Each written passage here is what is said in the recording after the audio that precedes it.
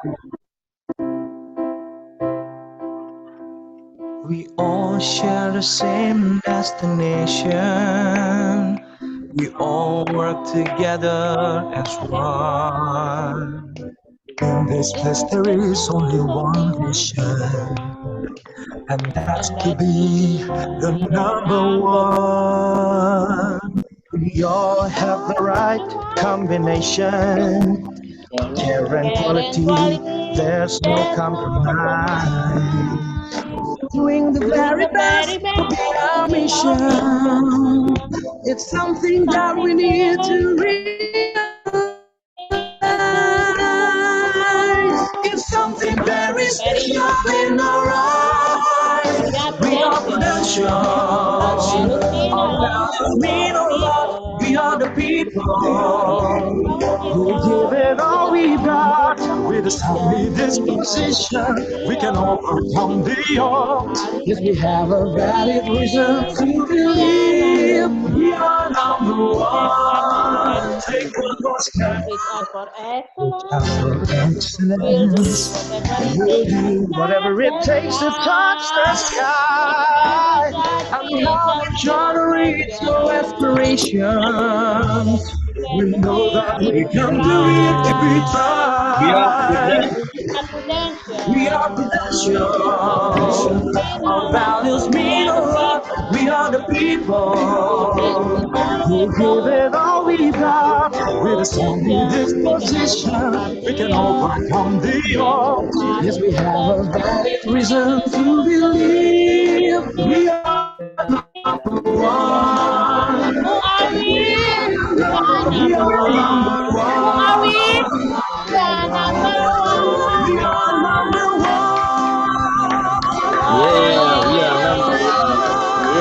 Yeah, we are number one. one. Yeah, Secara we are virtual number aja. one. Ya, di Oh, kita tos ya luar biasa. teman-teman ya, via virtual tentunya ya. Oke, teman-teman. Wow, senang banget nih.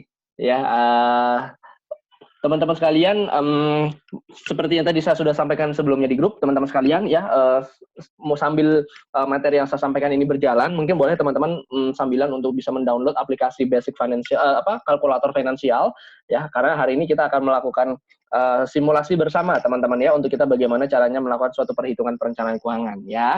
Oke, teman-teman sekalian, thank you buat waktu dan kesempatan pada malam hari ini, teman-teman. Hari ini kita akan melanjutkan Back to Basic program ya teman-teman di pertemuan ke-13 dengan judul Basic Financial Planning teman-teman ya.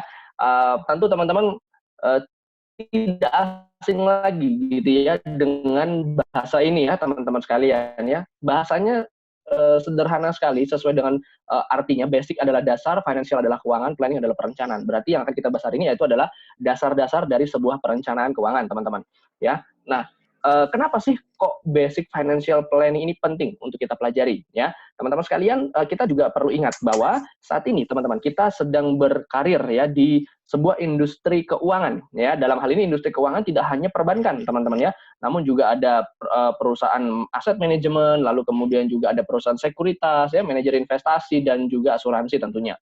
Nah, oleh karena itu teman-teman ya sangat erat kaitannya ya dalam hal ini antara asuransi dengan yang namanya keuangan ya. Oleh karena itu teman-teman sekalian ya, sesuai dengan profesi kita saat ini yaitu adalah kita sebagai edukator, kita sebagai tenaga pemasar dalam hal produk asuransi yang dimana itu adalah merupakan salah satu produk keuangan. Sehingga teman-teman sekalian penting sekali ya ketika seseorang membeli suatu produk keuangan teman-teman, apakah itu akun untuk menyimpan uang dalam bentuk perbankan, apakah itu salah satu aset untuk investasi ya teman-teman sekalian, ataupun juga untuk proteksi, maka penting teman-teman sekalian untuk kita memastikan bahwa setiap nasabah yang membeli produk kita adalah nasabah-nasabah yang mengerti, ya mengerti dengan jelas tentang produk yang dia beli, dan yang paling utama adalah mereka juga memahami teman-teman ya.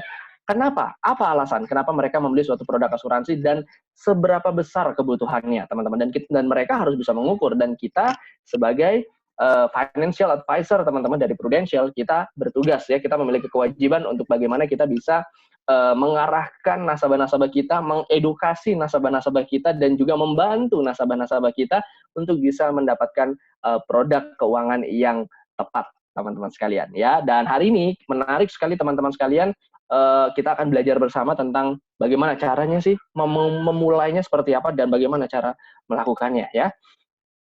Nah, teman-teman sekalian, sebelum kita mulai, saya ingin tampilkan suatu video, teman-teman ya. Ini langsung video dari regulator kita ya, teman-teman, yaitu adalah Otoritas Jasa Keuangan, ya, regulator perusahaan-perusahaan yang bergerak di bidang finansial seperti bank, aset management, sekuritas, sampai dengan juga asuransi. So, teman-teman, mari kita saksikan video edukasi berikut ini. Perencanaan keuangan, mengelola keuangan dengan cerdas. Ini Pak Rudi. Semasa muda, Pak Rudi bekerja keras dan memiliki penghasilan yang memuaskan. Sehingga kehidupan Pak Rudi cukup mapan, dapat tinggal di rumah yang mewah, menyekolahkan anak-anaknya hingga sarjana, bahkan bisa berwisata ke luar negeri bersama keluarga. Namun ketika memasuki masa pensiun, kehidupan Pak Rudi pun berubah. Semua kekayaan yang ia miliki berangsur-angsur lenyap. Rumahnya pun dijual untuk membayar biaya hidup sehari-hari. Mengapa hal itu bisa terjadi? Mengapa dia tidak dapat menikmati hasil jerih payahnya di masa tua? Apa yang salah? Hal itu semua bisa terjadi pada kita jika kita tidak dapat mengelola keuangan dengan baik. Kita harus bisa menjalani gaya hidup yang sesuai dengan kemampuan kita dan menabung untuk masa depan. Kita juga harus pintar mengontrol diri dalam membelanjakan uang tersebut sehingga kita tidak konsumtif dan terjebak pada cicilan hutang yang berlebihan. Dan kita pun dapat menikmati masa depan dengan bahagia dan sejahtera. Selalu ingat formula 40-60 dan lakukan langkah-langkah berikut. Tinggalkan kebiasaan buruk menabung dari sisa. Mulai sisihkan di awal terlebih dahulu dana masa depan sebesar 10% hingga 20%.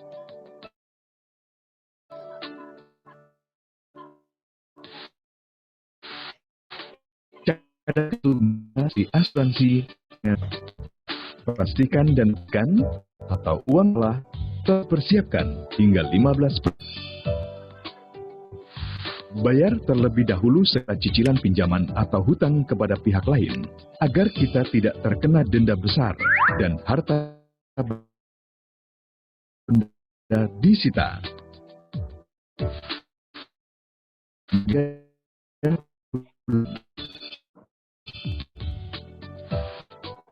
Gunakan dan hiburan bersama keluarga. Formulanya adalah kita setelah dikurangi investasi dan kebutuhan depan, sisanya itulah yang bisa kita gunakan konsumsi. Cerdas mengelola masa depan sejahtera. Sikapi uang dengan bijak. Otoritas Jasa Keuangan, lembaga pengawas industri jasa keuangan yang terpercaya. Oke, baik. Cukup jelas ya teman-teman tadi videonya. Oke ya. Oke, teman-teman sekalian, kira-kira kesimpulan apa teman-teman yang kita bisa dapatkan dari video tadi teman-teman sekalian? Boleh nggak saya minta pendapat dari mungkin 1-2 orang? Mungkin di sini ada Pak Lexi, mungkin boleh Pak Lexi ceritakan tentang dari video tadi apa sih yang bisa kita tarik kesimpulan Pak Lexi? Kalau dari saya, yang saya tarik kesimpulannya memang harus cerdas mengatur keuangan, Pak Luki. Jadi kenapa begitu, Pak? Sampai nanti supaya tetap aman sentosa hidupnya. Oke. Lalu ada lagi, Pak Lexi? Yang kedua, hidup itu memang tidak semua selalu pasti ya Pak Luki. Tidak selalu pasti sehat, tidak selalu pasti punya keuangan yang cukup. Jadi harus benar-benar bijak dalam mengatur keuangan. Betul, bijaksana dalam mengatur keuangan. Nah, keren Pak Lexi. Nah, kemudian satu lagi nih, saya juga mau nanya nih ke milenial kita nih, Bro Bagus Ananda. Halo Bro Bagus. Panggilannya apa nih? Saya manggilnya Bro Bagus ya. Boleh nggak Bro? Boleh. Oke, Bro, boleh nggak share Bro dari video tadi kira-kira Bro Bagus menangkap ada hal apa nih dari video tentang perencanaan keuangan tadi? Ya, hampir sama seperti Kak Lexi. Jadi yang pertama itu kita harus bisa mengatur rencana keuangan. Meskipun kita saat muda berpenghasilan dan berkecukupan, tapi kita tidak bisa mengatur keuangan kita di masa tua, jadinya ya sama seperti di video berangsur-angsur akan hilang harta benda kita. Dan itulah sebabnya ada yang namanya financial planner. Jadi itu pekerjaan kita untuk memastikan sebuah keluarga, khususnya tulang punggung keluarga, untuk menyiapkan masa depannya dia dalam soal keuangan, Pak Luki.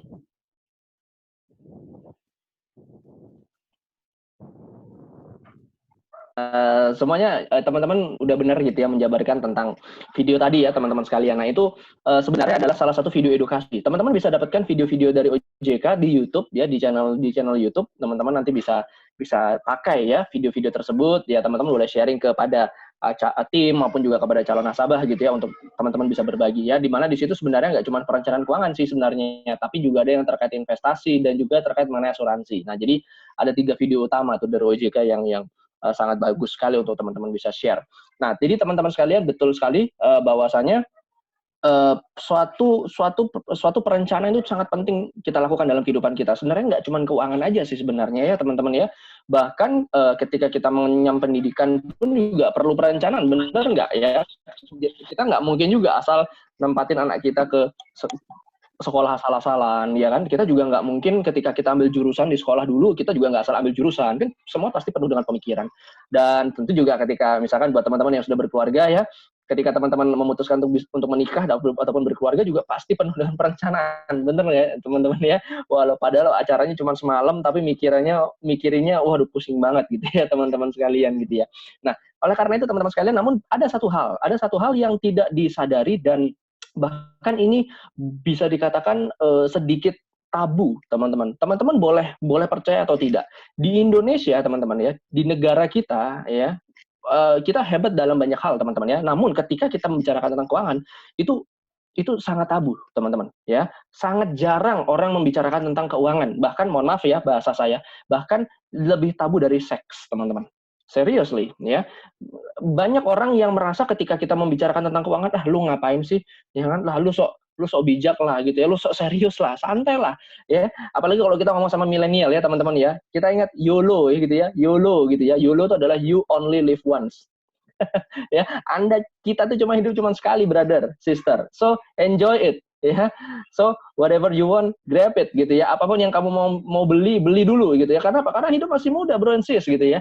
Nikmatin ya, nggak salah sih ya teman-teman ya dengan pernyataan itu. Nah, cuman banyak orang yang salah kaprah akhirnya ya, gara-gara ada istilah YOLO, you only live once ya teman-teman, akhirnya banyak disalahgunakan, disalahartikan teman-teman ya oleh banyak generasi milenial gitu ya teman-teman. Oleh karena itu mereka akhirnya apa? Tidak membuat yang namanya perencanaan. Hidup itu cuman mengalir saja ya. Ya udahlah, bro, lu kapan misalkan mau mau menikah ya ntar lah, kapan mau beli rumah ya nanti dulu lah gitu kan. Nggak ada perencanaan teman-teman ya, padahal secara income ya teman-teman sekalian mungkin tidaklah kecil teman-teman ya. Nah sebenarnya apa yang akan kita pelajari hari ini sebenarnya tidak hanya untuk kita implementasikan terhadap calon nasabah ya teman-teman, tetapi juga untuk diri kita sendiri teman-teman ya. Jadi ini sebenarnya pelajaran ini sebenarnya adalah untuk bagaimana kita mendalami lagi tentang pentingnya melakukan perencanaan keuangan, teman-teman sekalian. Nah, kenapa lahir suatu profesi financial planner, teman-teman ya? Financial planner ini sebenarnya basically-nya adalah ini ya, teman-teman ya, apa dan siapakah perencana keuangan dan mengapa profesi ini muncul, teman-teman ya? Nah, jawabannya adalah teman-teman ya, yang pertama pasti dong ya, ketika kita melakukan perencanaan keuangan, pasti yang namanya perencanaan pasti ada tujuan. Ya, kalau misalkan pernikahan berarti tujuannya adalah untuk bisa melakukan pernikahan. Kalau misalkan tujuannya adalah perencanaan katakanlah karir, ya berarti untuk bisa mencapai suatu karir. Kalau misalkan ini adalah perencanaannya adalah perencanaan keuangan, ya berarti yang dituju adalah dalam hal tujuan keuangan, teman-teman sekalian. Nah, namun teman-teman sekalian ya, di luaran sana ternyata di Indonesia ini penetrasi teman-teman ya untuk edukasi tentang keuangan itu sangat minim. Bahkan kalau teman-teman sadari, di sekolah saja ya teman-teman, dari kita TK sampai S1 sampai S2 teman-teman, nggak ada yang namanya pelajaran mata kuliah perencanaan keuangan. Percaya saya ya teman-teman, kecuali kalau memang jurusan sekolah kita adalah financial planner ya teman-teman ya. Kalau misalkan kita ngambil CFP ya, Certified Financial Planner, baru di situ kita diajarkan, dan itu pun juga suatu pendidikan yang informal ya. Nah, kalau misalkan teman-teman ketahui di Indonesia itu selama ini yang diajarkan ya, belajar yang pintar, lalu kemudian perdalam skill gitu ya, lalu kemudian cari pekerjaan yang baik, cari bisnis yang baik supaya Anda bisa kaya. Bener ya, nggak salah itu semua teman-teman. Tapi ada satu yang lupa ya, ketika Anda sudah kaya, ya ketika Anda sedang berproses untuk menjadi kaya, nah ada satu hal yang harus Anda juga ternyata ketahui teman-teman yang tidak diajarkan di bangku sekolah sekalipun, yaitu adalah bagaimana caranya mengelola. Teman-teman sekalian, tentu teman-teman sering baca berita ya di Amerika Serikat sana, dulu tuh ya teman-teman ya, di Amerika itu ngetren sekali dengan yang namanya lotre. Ya, lotre itu kalau istilah Indonesia tuh mirip-mirip kayak togel lah begitu teman-teman. Nah dulu sebenarnya di Indonesia tuh ada juga sistem lotre tapi yang legal. Saya lupa namanya. Mungkin Bu Pertiwi atau Dr. Lusan pernah dengar nggak ya? Dulu di Indonesia tuh ada gitu teman-teman. Jadi kita kayak beli nomor terus kemudian nanti ketika keluar wah kita dapat duitnya. Nah teman-teman kalian ada suatu kisah menarik nih. Ada masih ingat namanya Bu Pertiwi? Apa ya? Itu tuh kayak SDSB. SDSB ya Bu ya. Apa itu Bu singkatannya? Enggak tahu, Pak. Gitu ya. Tapi sistemnya kayak gitu betul ya Bu Pertiwi ya. Jadi kayak model-model mirip-mirip kayak lotre gitu ya Bu ya. Iya. Cuman legal. Itu paling rame dulu tuh Pak, SDSB. Paling rame ya. Woi, orang kaya tuh Pak yang jadi bandar. Bener ya. Nah begitu teman-teman. Nah jadi gini teman-teman ya. Ketika seseorang tidak memiliki yang namanya pengetahuan tentang perencanaan keuangan teman-teman ya, percayalah ya teman-teman, seberapapun uang, sebanyak apapun uang yang kita berikan kepada mereka, maka pasti itu bisa dipastikan bahwa uang itu tidak akan istilahnya bisa dikelola dengan baik oleh mereka dan akan habis dengan cepat teman-teman ya. Karena di Amerika juga banyak ya, bahkan nggak hanya di Amerika, di Indonesia juga banyak bahwa cerita orang yang tiba-tiba kayak mendadak entah karena lotre, warisan dan lain sebagainya ya teman-teman, yang mereka nggak punya wawasan tentang perencanaan keuangan, akhirnya ketika mereka mendapatkan harta kaget gitu ya teman-teman ya, akhirnya apa yang mereka lakukan? Mereka bingung, ya kan? Mereka bingung karena nggak punya planning, nggak punya ilmunya, jadi mereka bingung, gila ya, saya biasanya punya penghasilan cuma 5 juta per bulan, sekarang bisa dapat tiba-tiba 5 miliar, bayangkan. Ya, nah otomatis teman-teman yang mereka lakukan apa, teman-teman sekalian? Ya yang mereka lakukan karena mereka nggak punya perencanaan, ya sudah, ya mereka beli apa yang ada di depan mata, apa yang mereka inginkan itu yang mereka beli, memenuhi hasrat keinginan mata, keinginan pikiran, keinginan hati, keinginan mulut ya, mereka pengen pergi ke sana, makan ini dan lain sebagainya. Dan akhirnya teman-teman ya bisa teman-teman bayangkan dan teman-teman juga pasti sudah tahu endingnya seperti apa ya. Dari yang semula mereka kekayaannya cuma sekian ya teman-teman ya, ketika mereka mendapatkan kekayaan yang sekian karena mereka nggak punya basic financialnya teman-teman, otomatis kekayaan yang sekian ini juga nanti otomatis akan menyusut menjadi sekian. Nah pengertian berarti ini maksudnya apa teman-teman? Penting sekali namanya yang kita memiliki basic financial planning-nya, ya, basic financial education-nya, teman-teman ya. Kenapa? Karena ibarat kata seperti halnya galon, teman-teman sekalian, ya, atau kendi air. Ketika kita hanya bisa menampung 1 liter air dan tiba-tiba kita dicurahkan air sebanyak katakanlah 20 liter, teman-teman, maka berapa yang bisa kita tampung? Hanya sesuai dengan kendi yang kita punya. Betul ya teman-temannya 1 liter. So teman-teman sekalian penting buat kita juga mengupgrade kendi kita. Kendi itu berbicara tentang skill, knowledge, teman-temannya experience kita ya. Tujuannya apa? Supaya kita bisa menampung berkat yang lebih besar ya. So teman-teman sekalian bersiaplah ya, bersama dengan Prudential Anda akan menjadi orang yang berbeda ya. 5 tahun ke depan kita bisa saksikan ya, ketika Anda konsisten, ketika Anda menjalankan bisnisnya dengan baik teman-teman, saya yakin 5 tahun ke depan teman-teman akan menjadi pribadi yang berbeda dan teman-teman akan menyaksikan kendi yang teman-teman dulunya mungkin ketika baru join di Prudential mungkin katakanlah kendi yang hanya bisa menampung katakanlah 500 ml, saya yakin dan percaya ketika 5 tahun lagi nanti teman-teman akan punya kendi ya minimal 2 atau 4 sampai dengan 4 kali lipat ya teman-teman sekalian. So oleh karena itu kita siapkan dari sekarang ya. Nah teman-teman sekalian, profesi yang akan kita lakukan ya teman-teman bersama dengan Prudential sangat erat kaitannya dengan hal ini gitu ya. Tujuannya adalah yaitu untuk bisa memenuhi tujuan finansial. Oleh karena itu perlu kita lakukan suatu aktivitas ya yang bernama perencanaan keuangan. Betul ya teman-teman sekalian. Nah oleh karena itu terlahirlah profesi financial planner. Lantas siapa saja Pak yang bisa menjadi seorang financial planner? Sebenarnya teman-teman, menurut regulasi yang ada di negara kita di Indonesia, seseorang layak dikatakan menjadi certified financial planner ya, itu apabila seseorang tersebut telah menyelesaikan teman-teman program studi sertifikasi ya teman-teman sekalian yang bernama certified financial planner gitu ya, yang dimana di situ ada beberapa tahapan dan stepnya, dan ketika mereka sudah bisa mencapai itu maka mereka layak untuk menyandang gelar CFP teman-teman ya, Certified Financial Planner. Nah mungkin teman-teman kalau misalkan banyak ketika melihat pembicara-pembicara, wah gelarnya kayaknya kayak kereta gitu ya. Ada CFP, ada QWP ya. QWP itu adalah Qualified Wealth Planner teman-teman ya. Jadi itu semua adalah gelar-gelar di bidang finansial ya. Di dalam asuransi pun juga ada teman-teman ya, yaitu dari Loma teman-teman sekalian. Nah, teman-teman nanti bisa dapatkan ini semua gitu ya. Teman-teman nanti bersama dengan Prudential, teman-teman bisa tingkatkan skill dan knowledge teman-teman sekalian. Nah, tapi semuanya berawal dari sini, teman-teman. Oke? Nah, kita mau belajar teman-teman tentang basic financial planning ini. Nah, kita mau bahas dulu nih, teman-teman. Kira-kira apa sih definisi dari perencanaan keuangan? Definisinya adalah suatu proses ya teman-teman, di mana seseorang individu berusaha ya, namanya juga punya tujuan, berarti dia berusaha untuk memenuhi apa tujuan-tujuannya, yaitu dalam bentuk financial melalui pengembangan dari sebuah rencana keuangan yang komprehensif. Nah, kuncinya adalah dalam hal ini adalah rencana yang komprehensif. Maksudnya adalah komprehensif ini pengertiannya nggak cuman bagaimana caranya mendapatkan uang, tapi bagaimana caranya mengelola, teman-teman ya. Komprehensif itu pengertiannya menyeluruh. Jadi dalam hal ini perencanaan dalam hal ini bagaimana dia mengelola income-nya untuk memenuhi kebutuhan sehari-hari, untuk dia bagaimana men-saving untuk bisa mempersiapkan masa depan yang lebih baik gitu ya, teman-teman. Makanya tadi di video tadi kan ada yang berapa tuh persen? 40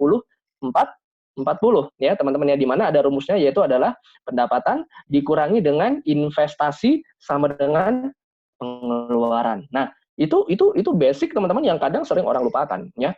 Banyak acap kali orang itu mereka melakukan adalah ketika mendapat pendapatan melakukan pengeluaran, nah sisanya baru di saving ya. Ingat teman-teman kata-kata Warren Buffett ya, do not saving after spending but spending after saving. Jadi teman-teman jangan menggunakan dulu uang Anda ketika Anda mendapatkan income baru Anda saving sisanya ya. Melainkan ketika Anda mendapatkan income, saving dulu uangnya, kunci dulu uangnya, barulah setelah itu Anda melakukan spending. Oke, teman-teman sekalian, uang itu sifatnya seperti asap. Ya, uang itu kayak asap, teman-teman. Jadi kalau uang itu akan seperti asap dan dia menguap begitu aja. Jadi kalau kita nggak tangkap, kalau kita nggak kondisikan asap-asap itu, maka ya udah gitu ya teman-teman ya. Mungkin teman-teman pernah melihat orang merokok gitu ya, atau mungkin asap-asap yang misalkan dicerobong asap dan lain sebagainya. Nah, itu ketika orang merokok ya, asapnya yang mereka buang ya, kelihatan ya, sebentar ya teman-teman ya, asapnya putih. Setelah itu kemana asap-asap itu? Hilang begitu aja. Nah, uang itu sama seperti itu teman-teman. Jadi mesti segera harus kita kondisikan, kita harus tangkap asap-asap itu dan kita alokasikan ke pos-pos yang dimana sesuai dengan perencanaan kita. Karena kalau nggak seperti itu teman-teman, bahaya. Ya, seberapapun penghasilan Anda, maka otomatis nggak akan ada kelihatan hasilnya teman-teman sekalian ya. So, hari ini kita mau belajar juga tentang hal tersebut.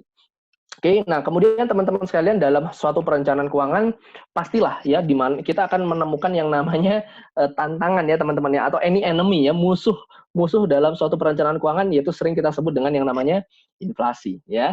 Inflasi itu adalah suatu peningkatan ya teman-teman ya, harga terhadap nilai terhadap suatu barang ya teman-teman sekalian ya. Jadi nilai suatu barang itu senantiasa terus meningkat dari waktu ke waktu ya. Teman-teman pasti sadar bahwa zaman dulu gitu ya, saya dulu waktu saya SD itu uang saku saya itu, saya masih ingat sekali teman-teman, waktu SD itu uang saku saya cuma Rp500 ya, enggak sampai dulu bahkan ya, ketika saya SD kelas 1 mungkin sekitar Rp200 uang saku saya ya. Wow, itu zaman dulu Rp200 tuh lumayan ya teman-teman ya, bisa beli ya snack lah, bisa beli ciki-ciki gitu, bisa beli es krim, es potong, es lilin gitu teman-teman sekalian. Permen 100 itu dulu bisa dapat 4 gitu teman-teman ya.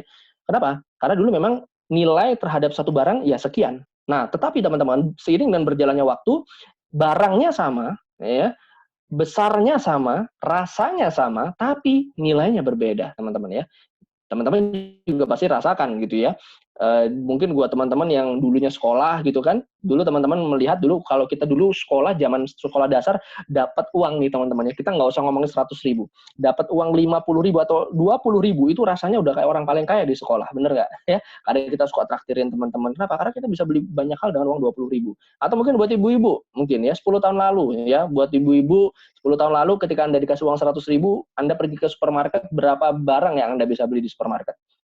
Bisa jadi satu keranjang ya teman-teman ya, bener nggak? Nah coba sekarang 100.000 bawa ke Tiara Dewata atau ke Carrefour bahkan ya, apa yang Anda bisa dapatkan dengan 100.000 ya? Mungkin dalam satu keranjang cuma ada 1-2 item aja, bener nggak teman-teman? Ya, nah itu berbicara tentang yang namanya kenaikan nilai dari suatu barang ya, atau inflasi. Nah teman-teman sekalian, ini nggak bisa kita hindari Ya, inflasi ini akan tetap selalu ada. Kenapa inflasi ini kok ada?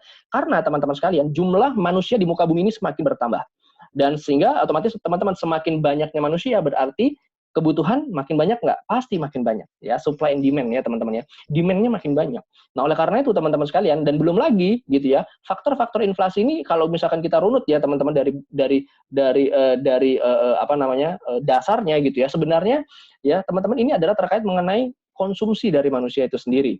Makin banyak konsumsi yang dibutuhkan oleh manusia, maka otomatis kebutuhan itu makin banyak. So, sehingga biaya-biaya yang dibutuhkan untuk memenuhi kebutuhan itu juga akan makin banyak. Salah satunya adalah biaya produksi. Ya, teman-teman sekalian. Belum lagi, seperti yang kita ketahui ya, faktor-faktor kenaikan biaya inflasi itu macam-macam. Dari harga minyak dunia, teman-teman ya. Minyak dunia itu adalah satu kekayaan alam yang tidak akan pernah bisa kembali lagi, teman-teman ya. Kalaupun bisa kembali mungkin ribuan tahun lagi, teman-teman. Nah, oleh karena itu makanya kenapa kalau misalkan kita perhatikan ketika harga minyak dunia itu mulai naik, teman-teman, maka harga biaya kebutuhan juga ikut naik. Pertanyaannya, kenapa kok harga minyak dunia terus naik? Karena, teman-teman, kebutuhan akan minyak dunia makin tinggi, itu yang pertama. Dan yang kedua, minyak bumi itu tidak akan muncul kembali. Ya, jadi cadangan minyak bumi di bumi kita itu pasti akan habis suatu saat. Ya, dan kalaupun begitu akan muncul lagi, teman-teman, mungkin bisa jutaan tahun, teman-teman. Ya, jadi itulah yang menyebabkan. Sebenarnya banyak lagi yang hal-hal lain yang menyebabkan kenapa terjadinya inflasi. Salah satunya ada resesi juga, ya. Lalu kemudian juga faktor politik juga dan macam-macam, teman-teman sekalian. Nah, ini yang memang harus kita terima, ya, realita ini harus kita terima dan harus kita sadari, teman-teman. Maka oleh karena itu penting sekali ya, namanya untuk bagaimana kita bisa merencanakan keuangan kita agar kita tetap bisa hidup makmur, teman-teman, sampai di waktu yang akan datang. Ya, jadi buat teman-teman sekalian yang mungkin semulanya nggak mengenal tentang investasi, saya sih mengencourage teman-teman untuk belajar tentang investasi. Ya, karena investasi ini penting untuk teman-teman bisa mendapatkan kehidupan yang lebih baik lagi di masa yang akan datang. Nah, teman-teman sekalian, kalau kita berbicara tentang inflasi, bagaimana Pak caranya kita menanggulangi inflasi tersebut? Ya, karena inflasi ini kan akan menurunkan nilai mata uang kita. Karena harga barangnya naik, maka nilai uang kita terus turun. Nominalnya sama 100.000 seperti yang tadi kita bahas ya teman-teman ya. Mungkin kita ketika ke supermarket barangnya sama yang kita belanjain, tetapi uang kita yang 100.000 10 tahun lalu dengan yang saat ini nilainya berbeda, teman-teman ya. Powernya berbeda gitu ya teman-teman sekalian. Nah, lantas bagaimana Pak caranya menyikapi hal ini? Nah, teman-teman, untuk bagaimana kita bisa menanggulangi inflasi, yaitu kita harus melakukan yang namanya investasi, teman-teman ya. Tujuannya apa? Untuk bisa mendapatkan yang namanya return. Return ini bertujuan untuk meningkatkan nilai uang kita, teman-teman sekalian ya. Saya nggak bicara tentang investasi lebih dalam hari ini ya, teman-teman, karena nanti kita akan bahas mungkin di kesempatan yang lain ya, teman-teman, untuk kita membahas lebih detail tentang investasi ya. Namun setidaknya teman-teman basicnya pasti sudah paham ya, investasi itu apa dan tujuannya untuk apa, teman-teman sekalian. Nah, lantas kemudian juga teman-teman sekalian, kalau kita berbicara tentang basic financial planning, kita pasti berbicara tentang uang sebagai alat tukar yang sah di negara kita ya, teman-teman sekalian. Macam-macam sih alat tukar itu. Biasanya kalau orang-orang zaman dulu bahkan sampai sekarang pun masih mengenal hal yang sama, yaitu emas pun juga bisa menjadi salah satu alat tukar. Cuman yang mudah untuk dibawa dan diperjualbelikan yaitu adalah uang ya. Uang biasanya di setiap negara ya teman-teman sekalian, mereka menetapkan satu komponen gitu ya untuk mereka bisa memiliki nilai suatu alat untuk mereka bisa bertransaksi atau bertukar. Kalau zaman dulu sebelum mengenal mata uang, mereka melakukan yang namanya barter. Betul ya teman-teman, pernah dengar ya barter barang gitu ya. Nah, namun nggak praktis ya, dan kadang nilai dari satu barang ke barang yang lain itu nilainya belum tentu sama, dan nilai barang itu kadang suka ditentukan sesuka-suka dari si orang tersebut ya. Nah, oleh karena itu nggak ada standarisasinya teman-teman. Nah, oleh karena itu diciptakanlah suatu sistem yang bernama uang. Uang ini nilainya sama dan berlaku untuk semua orang. Jadi ketika misalkan saya pegang uang 50.000 dan Bu Pertiwi pegang uang 50.000, ketika kami bertukar nilainya sama, teman-teman sekalian. Nah, kalau misalkan zaman dulu nggak ada uang ya, ketika dulu misalkan saya punya beras, ya Bu Pertiwi katakanlah punya misalkan jagung misalkan, dan kita mau bertukar ya, saya bebas menentukan, harga satu kilo beras saya sama dengan 2 kilo jagungnya Bu Pertiwi. Wah, Bu Pertiwi juga nggak mau seperti itu loh. Nggak bisa gitu dong Pak Luki. Harga 1 kilo jagung saya itu adalah harga 2 kilo berasnya Pak Luki. Nah, akhirnya apa? Sulit untuk menemukan yang namanya kata sepakat. Nah, kenapa? Karena setiap orang punya standarisasi yang berbeda-beda. Nah, oleh karena itu diciptakan suatu alat tukar yang standar ya. Jadi dari zaman dahulu kala lah ya teman-teman ya, dari zaman mungkin zaman pertama Masehi itu sebenarnya sudah ada nilai mata uang nilai alat tukar ini teman-teman ya. Jadi macam-macam ya, ada yang bentuk koin ya. Kalau misalkan di negara-negara Tiongkok itu biasanya dia dalam bentuk suatu logam ya teman-teman ya. Nah itu bisa berasal dari perak sampai dengan perunggu sampai dengan emas juga teman-teman sekalian ya. Nah itu adalah uang. Nah kemudian teman-teman sekalian kalau seandainya ini ada suatu pertanyaan nih ya yang mengatakan seperti ini. Kalau seandainya teman-teman saat ini diberikan kesempatan untuk menerima uang sebesar 10 juta, oke. Nah, teman-teman punya pilihan ya. Apakah teman-teman akan mengambil saat ini juga atau 1 tahun yang akan datang? Kalau teman-teman dikasih uang 10 juta, teman-teman pilih yang mana? Mending ambil uang 10 jutanya sekarang atau 1 tahun yang akan datang? Kira-kira teman-teman jawabnya apa? Boleh tulis di kolom chat deh teman-teman sekalian. Kira-kira teman-teman mau dapatnya itu sekarang atau 1 tahun lagi? Silahkan teman-teman tulis di kolom chat. Kalau teman-teman dikasih 10 juta, teman-teman mau dapatnya sekarang atau 1 tahun lagi? Oke, ada yang bilang sekarang, ada yang bilang saat ini. Aduh ya. Dibuat belanja apa Bu Happy kalau sekarang Bu Happy ya? Ya, sekarang ya Bro Bagus juga jawab sekarang, Ria juga balas sekarang. Waduh, semuanya balas sekarang nih. Ya. Oke. Silakan yang lainnya teman-teman. Kira-kira ada nggak yang menjawab, Pak, saya maunya 1 tahun lagi deh. Ya. Nggak ada ya teman-teman ya. Nah, benar sekali ya teman-teman sekalian, kebanyakan orang pasti akan menjawab, kalau bisa sekarang Pak, gitu ya, saat ini juga, gitu ya. Kenapa teman-teman? Karena kalau misalkan saya terima 10 juta, 1 tahun lagi, pasti nilainya akan berbeda. Betul kan teman-teman ya? Kalau misalkan saat ini 10 juta, mungkin kita bisa beli, kalau gadget terbaru sekarang 10 juta dapat apa ya teman-teman ya? Saya nggak terlalu ngikutin kalau gadget. Ya katakanlah Samsung seri S lah ya, S series lah ya gitu ya. Ya mungkin saya bisa salah ya teman-teman, tapi katakanlah oke seperti itu. Nah ketika misalkan teman-teman terima uang 10 juta 1 tahun lagi, mungkin teman-teman nggak bisa membeli handphone dengan seri yang sama. Betul nggak teman-teman? Kenapa? Karena harga handphonenya pasti akan lebih tinggi dengan seri yang lebih baru juga tentunya kan. Nah oleh karena itu ya teman-teman, maka penting untuk kita memahami bahwa sebenarnya teman-teman bahwa uang itu sangat erat kaitannya dengan yang namanya waktu. Ya, maka oleh karena itu hari ini kita akan belajar salah satu dari basic financial planning, yaitu adalah TVOM. Apa itu? Time Value of Money. Nah, namun sebelum kita masuk teman-teman, saya ingin kita sama sedikit flashback lah ya, supaya kita bisa merenung terkait mengenai apa yang sudah kita putuskan dari waktu lampau. Ya. Yuk, teman-teman sekalian, semuanya pasti pernah melalui masa di mana teman-teman berusia 20 tahun, ya, 19 atau 20 tahun. Nah, coba teman-teman sekarang kita berpikir bareng-bareng. Think, I wish I knew when I was 20, ya. Coba sekarang kita berpikir bareng-bareng, teman-teman. Apa sih yang sudah kita lakukan terhadap keuangan kita di usia kita yang ketika menginjak di angka 20 tahun? Ya. Saya ketika memejamkan mata, saya pada waktu itu saya masih ingat sekali, baru pertama kali saya kerja ya teman-teman, mahasiswa tingkat akhir dan saya kerja waktu itu, yang saya lakukan apa teman-teman? Saya masih ingat sekali tuh, saya pada waktu itu tuh ngejar yang namanya bisa beli handphone BlackBerry, karena zaman dulu BlackBerry itu wow booming banget ya. Bahkan dulu kuliah teman-teman saya nabung uang ya, mati-matian saya nabung dari uang jajan saya hanya untuk bisa BlackBerry Curve waktu itu. Kalau nggak salah tipenya 3 BlackBerry Curve seri 3 gitu teman-teman ya. Bahwa itu yang masih pakai scroll gitu ya, kayak Rexona ini ya teman-teman ya. Nah itu teman-teman ya. Jadi sebenarnya keuangan itu erat kaitannya dengan yang namanya keputusan. Nah teman-teman mungkin boleh kita flashback gitu ya. Tujuannya apa? Ya kita mau lihat nih teman-teman sebentar lagi ya. Nah kemudian teman-teman ya kita bisa coba nasihati diri kita ketika misalkan kita saat ini lagi ngopi bareng gitu ya, kita lagi ngopi dengan diri kita di 20 tahun yang lalu. Ya sorry, di usia kita ke 20 gitu ya teman-teman ya. Nah, kita mungkin boleh ngobrol. Bro, lu masih inget nggak ya motor yang lu beli waktu lu usia 21 tahun? Lu masih inget nggak bro ya? iPhone yang lu beli tuh nyicil yang sampai nggak selesai itu di usia lu yang ke-23 ya. Bro, lu masih inget nggak bla bla bla bla bla. Ya. Teman-teman, kita nggak menyesali hal tersebut, teman-teman. Namun teman-teman, setidaknya ketika kita flashback kita menyadari bahwa ternyata keputusan yang kita lakukan bertahun-tahun yang lalu itu berdampak terhadap masa kini, betul? Setuju teman-teman sekalian? Ketika dulu teman-teman mungkin saya yakin dan percaya tidak semua orang perfect dalam hal keuangan ya. Pasti banyak orang yang jatuh bangun juga dalam hal keuangan ya. Jadi ketika misalkan kita melihat diri kita di beberapa tahun yang lalu ya, apa sih keputusan-keputusan keuangan yang kita lakukan itu apakah berdampak positif atau berdampak buruk terhadap kehidupan kita di masa kini?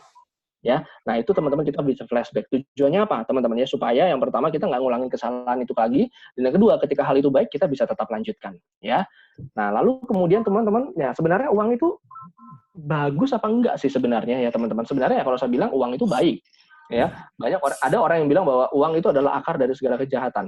Ya sebenarnya uang itu sebenarnya bisa jadi dia jadi akar dari segala kejahatan kalau misalkan tuan yang memiliki uang tersebut tidak bisa menggunakan uang itu dengan bijak, ya.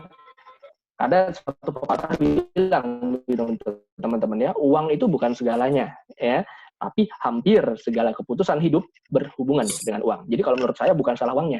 Ya, uangnya nggak salah teman-teman ya. Yang problem itu bukan di uangnya, tapi yang problem itu adalah di tuannya teman-teman. Jadi penting nih teman-teman. Nah ini makanya kita mau belajar bahwa teman-teman ternyata tidak semua orang loh bijaksana dalam mengelola keuangan. Nah oleh karena itu teman-teman penting untuk kita belajar ya bagaimana cara bijak untuk kita bisa mengelola keuangan. Oke. Nah, tahapan yang pertama teman-teman yang hari ini kita mau belajar yaitu adalah bagaimana caranya sih kita ingin menggunakan keuangan itu dengan lebih produktif, teman-teman ya. Dan bukan konsumtif ya. Kenapa? Karena hal konsumtif itu sejatinya adalah hal-hal yang memang kita spending untuk hal-hal yang sifatnya kesenangan. Yang ada sifatnya adalah kepuasan batin, teman-teman ya. Dan biasanya yang dihasilkan dari pengeluaran keuangan secara konsumtif hanyalah dari sisi experience-nya saja ya. Saya udah punya pengalaman nih akan hal ini. Namun kalau misalkan kita menggunakan uang kita dengan produktif ya untuk hal-hal yang sifatnya produktif, maka itu akan berdampak kekal, bahkan kalau bisa dalam jangka waktu yang panjang, teman-teman sekalian. Nah, teman-teman sekalian saya punya satu contoh tabel gitu ya. Nah, mungkin teman-teman kita melakukan sedikit perhitungan ya, teman-teman sekalian yang sangat sederhana gitu ya. Nah, kita boleh merenung nih di sini, teman-teman. Apa jadinya ketika kita saat ini punya uang katakanlah 5 juta rupiah, teman-teman ya, 5 juta rupiah. Ya, pertanyaannya, teman-teman cuma punya dua pilihan. Apakah teman-teman ingin gunakan untuk hal yang produktif atau teman-teman bisa gunakan untuk hal yang konsumtif? Kalau untuk hal yang konsumtif, jelas 5 juta mungkin teman-teman bisa beli apa kalau 5 juta? Mungkin ya tergantung hobi ya, tergantung dari value teman-teman sendiri ya. Mungkin 5 juta bisa jadi beli satu tas habis ya. Mungkin 5 juta bisa beli satu konsol gaming, mungkin itu juga sudah habis, tergantung mungkin value kita masing-masing ya, hobi kita masing-masing teman-teman. Namun teman-teman kalau kita diberikan pilihan ya dari uang 5 juta yang kita miliki saat ini, ketika teman-teman kita simpan ya teman-teman, dan tidak hanya kita simpan namun kita investasikan ke satu instrumen yang memiliki return rata-rata sekitar 12% per tahun, maka bisa kita lihat hasilnya. Oke, mungkin di awal-awal ya uangnya masih senilai 5 juta rupiah ya teman-teman sekalian. Oke, namun teman-teman karena nilai 5 juta ini kita investasikan ke suatu instrumen investasi dengan return rata-rata sebesar 12% per tahun, maka kita hasilkan dapat return 600.000 di tahun pertama. Nah, maka di tahun pertama nilai uang kita akan menjadi 5.600.000 rupiah ya. Nah, ini terus berlanjut teman-teman ya di tahun kedua ya. 12% dari mana? Bukan dari 5 juta lagi teman-teman, melainkan 12% dari 5.600.000. Maka kita temukan return-nya adalah sebesar 672.000. Nah, sehingga total interest dan balance total balance-nya adalah dari yang 5.600.000 menjadi 6.272.000. Nah, teman-teman sekalian ya, kalau kita bisa lihat ini ya, di akhir tahun ke-10 teman-teman ya, nilai uang seseorang itu dari setelah 10 tahun ya teman-teman, itu bisa mencapai 15.529.000 hanya dari 5 juta. Nah, lantas kalau misalkan kita diemin lagi sampai 10 tahun lagi atau alias 20 tahun teman-teman, maka nilainya bukan 2 kali lipat. Nah, sampai di sini teman-teman paham dulu ya. Kalau seandainya kita punya uang nih 5 juta, kita simpan 10 tahun jadi 15.500.000. Mestinya kalau seandainya uang ini kita simpan dua kali lipat lamanya alias 20 tahun, seharusnya secara logika harusnya berapa teman-teman nilainya? 30 juta. Betul ya? Karena 10 tahun 15 juta, berarti kalau 2 tahun ya harusnya 15 juta dong. 30 juta dong, bener ya? Masuk akal ya teman-teman. Namun tidak. Ya, inilah yang disebut dengan keajaiban dunia ke-8 kata Albert Einstein, yaitu adalah compounding interest, teman-teman ya. Yaitu di mana teman-teman ini adalah suatu modal yang kita miliki itu terus menggulung, teman-teman, seperti efek bola salju. Ya, ketika kita saving dan tidak kita ambil sama sekali ya, teman-teman, itu terus akan menggulung dari 5 juta dapat return 600.000. Lalu return ini nggak kita pakai, teman-teman, melainkan kita diamkan di instrumen investasi kita gitu ya. Jadi selanjutnya di tahun berikutnya ya kita invest bukan lagi 5 juta, melainkan 5.600.000 sehingga returnnya sebesar 672.000. Terus seperti itu, teman-teman ya, sampai 10 tahun didapatkanlah 15 juta. Dan ternyata kalau kita simpan 10 tahun lagi, teman-teman, ternyata hasilnya bukan lagi 2 kali lipat. Ya, teman-teman, tapi lebih dari 2 kali lipat. Ya, teman-teman sekalian, yaitu di sini ditemukan hingga 48 jutaan, teman-teman. Wow, ya. Nah, ini adalah kata Albert Einstein, keajaiban dunia ke-8 ya, compounding interest, teman-teman sekalian ya. Jadi ini adalah salah satu instrumen yang salah satu edukasi gitu ya buat kita, bahwa ternyata ketika kita menggunakan uang kita dengan bijak, dari 5 juta mungkin saat ini ketika kita beli suatu hal yang sifatnya konsumtif, dia akan habis begitu aja dan nilai barang yang kita beli akan terus menurun, bahkan mungkin sampai nilainya tidak ada sama sekali ya. Saya masih ingat sekali itu, teman-teman ya, ketika saya dulu sangat hobi banget koleksi gadget ya, teman-teman sekalian ya. Saya beli gadget untuk gaming, gadget untuk macam-macam gitu ya, zaman dulu kuliah. Saya soalnya dulu kuliah IT gitu. Jadi tergila-gila sekali dengan yang namanya teknologi. Jadi dulu uang saya itu saya pakai buat beli iPhone 3G zaman dulu ya, teman-teman, kuliah loh. Saya bisa beli yang namanya Nokia Communicator N9500 2 biji, teman-teman. Kadang saya juga nggak mikir gitu ya, itu duit dari mana gitu ya. Karena dulu saya waktu itu masih freelance, teman-teman. Jadi kuliah sambil bisnis lah gitu ya, sampingan. Nah, tapi saya benar-benar hidup saya tuh hemat gitu ya. Hidup hematnya benar, tapi uangnya ini yang saya pakai untuk hal yang kurang bijak gitu, teman-teman ya. Jadi waktu itu saya membeli hal-hal yang sifatnya konsumtif, teman-teman. Nah, akhirnya sekarang semuanya itu masih ada di lemari saya, teman-teman ya. Nokia N9500 segala macam itu masih ada semua. Nokia jadul zaman dulu 5610 itu masih ada, saya koleksi, teman-teman ya. Akhirnya apa? Nggak ada nilainya, teman-teman. Ya mau dipakai juga udah nggak bisa, ya kan? Kenapa? Karena udah out of date, ya kan? Nah, oleh karena itu, teman-teman, dalam hal ini ya penting gitu ya untuk kita belajar bahwa keputusan kita dalam menggunakan keuangan kita itu akan berdampak terhadap masa depan kita kelak. Ya, namun saya tidak mau menyesali itu terlalu berkepanjangan, teman-teman. Yang penting saat ini saya belajar untuk saya bagaimana bisa mengelola keuangan saya dengan baik. Karena ternyata ketika zaman dulu saya punya uang 5 juta, dulu saya waktu itu pakai beli handphone N9500 yang communicator ya, teman-teman, Nokia communicator itu zaman dulu tuh handphonenya pejabat ya, teman-teman. Saya punya 2, kuliah saya punya 2, teman-teman ya. Nah, itu saya dulu beli itu kalau nggak salah harganya sekitar 7,5 jutaan lah, teman-teman ya. Nah, bayangkan ketika saya dulu punya uang sebanyak itu, kalau misalkan saya bisa investasi, mungkin sekarang uangnya saya bisa buat beli mobil, ya, teman-teman ya, ketika saya investasi ke satu instrumen yang tepat dan saya sabar menunggu, teman-teman ya, sampai waktu tertentu. Nah, dalam hal ini, teman-teman, di sini kita mau belajar ya, bahwa penting sekali namanya untuk kita melakukan perencanaan keuangan, dan setelah itu kita temukan instrumen yang tepat ya. Dan jangan lupa, teman-teman, dalam perencanaan keuangan yang pasti yang pertama harus Anda lakukan adalah tetapkan tujuan.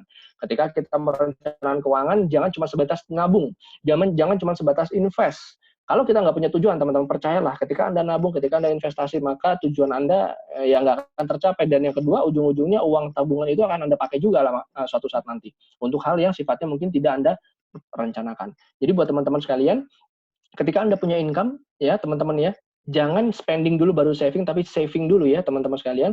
Saving, invest dulu baru spending, teman-teman ya. Jadi teman-teman tetapkan aja gitu ya. Tentu semua teman-teman kalau yang saat ini kita berprofesi di Prudential, pasti income kita layaknya seperti freelance. Benar ya, naik turun ya teman-teman ya. Jadi kadang naik, kadang turun, kadang stagnan dan sebagainya. Alias nggak tetap. Nah, oleh karena itu, teman-teman ya, teman-teman mesti harus siasati gitu ya. Ketika teman-teman memiliki income yang nggak konstan setiap bulan, teman-teman mesti harus siasati. Yang pertama, teman-teman harus hitung kebutuhan teman-teman sekalian selama 1 bulan. Teman-teman harus hitung berapa ya kebutuhan akan cicilan ya, kemudian untuk kebutuhan sehari-hari, uang sekolah anak dan lain sebagainya. Teman-teman tentukan berapa yang secara basicnya dulu gitu ya. Jangan gaya hidupnya dimasukin dulu, teman-teman ya. Jadi basicnya dulu nih ya. Jadi tentang kebutuhan untuk dapur, lalu kemudian ya bayar listrik, pulsa, terus kemudian uang sekolah anak dan lain sebagainya. Intinya adalah satu hal yang wajib ya. Yang wajib dulu itu berapa dalam 1 bulan, teman-teman hitung, ukur berapa. Nah, disitulah teman-teman Oke, berarti kalau misalkan katakanlah ya, kebutuhan wajib teman-teman katakanlah 10 juta sebulan misalkan. Ya udah, berarti teman-teman pastikan setiap bulan tuh teman-teman paling tidak punya pengeluaran tuh 10 juta gitu ya. Ya kalau bisa jangan lebih teman-teman ya. Kenapa? Karena kan ini semuanya wajib itu adalah wajib dan wajib dan ingin itu berbeda teman-teman ya. Ketika wajib itu adalah satu hal yang dia ada batasnya. Tapi kalau ingin itu adalah sesuatu hal yang tidak ada batasnya. Jadi kalau buat teman-teman yang ingin merencanakan keuangan dengan baik, teman-teman harus bisa bedakan antara wajib dan ingin, antara butuh dan ingin ya teman-teman ya. Karena kalau sesuatu yang teman-teman butuh itu pasti ada batasnya. Contoh butuh makan, ya teman-teman makan pengen ya udah yang penting teman-teman kenyang, nutrisi terpenuhi ya teman-teman, yang penting makan sayur, makan lauk pauk yang sederhana cukup terbutuhi gizi kita. Namun ketika kita ingin makan enak, ya sama makan, tapi karena ngomongnya ingin, jadi nggak ada batasnya. Ada yang bilang pengen makan sushi teh, ada yang bilang pengen makan di Hotel de Mulia, nggak ada batasnya. Ya, jadi buat teman-teman tentukan standar butuh Anda. Ya, teman-teman tentukan standar butuhnya teman-teman selama 1 bulan itu seberapa, dan disitulah teman-teman bisa menemukan berarti setiap bulan setidaknya saya harus bisa minimal spending sekian. Nah, barulah nanti teman-teman ketika Anda mendapatkan income, katakanlah kebutuhan kita 10 juta. Ketika Anda mendapatkan income 15 juta, ya berarti teman-teman punya sisa 5 jutanya. Untuk teman-teman gunakan untuk apa ya? Sekali lagi, teman-teman harus saving dulu. Ya, saving dulu dan invest dulu. Barulah selebihnya teman-teman bisa gunakan untuk kesenangan, ya, untuk hobi mungkin dan lain sebagainya. Tapi ketika teman-teman punya income 20 juta, nah ini yang kadang miss teman-teman ya. Ketika seseorang dia punya kebutuhan katakanlah di level 10 juta dan income dia mulai dari yang 15 juta naik ke 20 juta, naik ke 25 juta dan seterusnya, otomatis yang ikut naik juga apa teman-teman? Bukan kebutuhan. Kebutuhan dia tetap sama. Yang naik itu apa teman-teman? Keinginan alias gaya hidup. Ya, nah ini yang perlu kita waspadai. Jadi buat teman-teman sekalian, ya, ketika Anda misalkan saat ini menjalani bisnis di Prudential, saya yakin pertumbuhan income pasti akan Anda alami. Nah, tapi teman-teman, pesan saya, jaga gaya hidup Anda, teman-teman sekalian ya. Sebisa mungkin teman-teman rencanakan dulu untuk perencanaan keuangan masa depan Anda. Nah, teman-teman bisa belajar dari Bu Pertiwi. Ya, Bu Pertiwi ini saya bisa bilang hebat banget, Bu. Bisa kantor KPM itu banyak yang belum tentu semuanya itu milik sendiri loh, teman-teman. Dan Prucitra ini memiliki kantor di pinggir jalan raya besar, utama, ya teman-teman ya, dengan luasan yang besar dan itu milik sendiri. Ya, saya sangat amazing banget gitu ya. Saya kaget juga, wah gila Bu, keren banget Bu Pertiwi gitu ya, dan Dr. Lawson. Nah, kenapa teman-teman? Karena mereka memiliki visi, mereka memiliki tujuan dalam keuangan mereka. Nah, kita pun harus sama seperti itu teman-teman ya. Jadi ketika kita memiliki sesuatu, teman-teman pastikan Anda punya tujuan dulu di waktu yang akan datang, sehingga ketika teman-teman memiliki income yang meningkat ya, teman-teman akan menahan diri dulu untuk menahan gaya hidup teman-teman ya. Melainkan teman-teman akan apa dulu nih? Teman-teman pertahankan dulu gaya hidup teman-teman. Katakanlah kalau misalkan income kita sekian, gaya hidup kita biasanya kan sekian ya teman-teman ya. Nah, biasanya nih manusia kalau nggak punya perencanaan atau pendidikan finansial yang baik, ketika income-nya naik sekian, gaya hidupnya juga naik teman-teman. Nah, itu yang jangan. Jadi ketika misalkan income kita sekian, saat ini gaya hidup kita sekian, dan income kita naik teman-teman, pertahankan gaya hidup kita tetap di sini. Kenapa teman-teman? Karena kita punya gap yang lebih besar. Gap ini untuk apa? Gap ini adalah untuk persiapan masa depan. So, jadi buat teman-teman sekalian, ini penting ya teman-teman ya. Jadi selagi kita masih punya waktu teman-teman, dan masih muda tentunya, ya teman-teman gunakan. Ya, kenapa teman-teman? Karena buat saya dalam keuangan ini saya sudah mempelajari hal keuangan ini kurang lebih sekitar hampir 7 tahun, 6-7 tahun teman-teman sekalian. Dan saya rasakan bahwa uang itu sangat erat kaitannya dengan yang namanya waktu. Ya, makanya nanti di sini kita akan belajar tentang yang namanya time value of money, teman-teman ya. Jadi uang ini sangat erat kaitannya terhadap waktu. Teman-teman, kalau misalkan kita berbicara mengenai uang yang kita habiskan berapapun bisa kita datangkan kembali. Setuju, teman-teman sekalian? Namun waktu yang sudah kita habiskan tidak bisa kita dapatkan kembali. Lalu apa hubungannya antara waktu dengan uang? Hubungannya justru sangat erat sekali, teman-teman sekalian. Jadi ketika saat ini kita katakanlah kita menghabiskan uang senilai 100 juta untuk hal yang sifatnya mungkin tidak jelas, ya teman-teman saya yakin dan percaya dengan cepat teman-teman akan bisa hasilkan lagi 100 juta tersebut. Tapi teman-teman ingat ya, bahwa usia kita ketika kita mendapatkan uang 100 juta di katakanlah 1 tahun yang lalu dengan di tahun ini, pasti usia kita akan berbeda ya teman-teman sekalian. So teman-teman sekalian, jadi otomatis teman-teman ya, waktu kita untuk kita bisa memenuhi tujuan rencana goal keuangan kita itu akan makin singkat. Jadi makanya buat kita teman-teman, Makanya selalu orang bilang bahwa waktu adalah uang, betul ya teman-teman. Nah itu benar memang gitu. Jadi buat kita ya memang kita harus benar-benar pandai dalam memanfaatkan waktu gitu teman-teman sekalian. Jadi jangan sia-siakan waktu Anda. Bukan dalam hal ini, oke, jangan sia-siakan waktu Anda untuk hal yang sifatnya tidak bermanfaat. Jadi ya saat ini teman-teman malam hari ini adalah salah satu adalah salah satu hal yang dimana teman-teman menginvestasikan waktu teman-teman untuk hal yang bermanfaat karena kita belajar sama-sama di sini. Nah yang kedua ya terlepas dari knowledge, teman-teman juga perlu mengelola keuangan teman-teman juga dengan bijaksana dalam hal waktu juga ya teman-teman sekalian. Jadi buat teman-teman sekalian jangan buang waktu teman-teman hanya untuk hal-hal yang sifatnya konsumtif dalam hal keuangan ya. Kalau buat saya pribadi mungkin Bu Pertiwi juga sudah tahu ya, saya sering share dengan Bu Pertiwi. Kalau buat saya lebih mementingkan mengorbankan masa muda saya dalam tanda kutip mengorbankan itu bukan berarti sengsara ya teman-teman ya. Maksudnya saya mengorbankan kesenangan masa muda saya untuk saya bisa memiliki masa depan yang lebih baik lagi.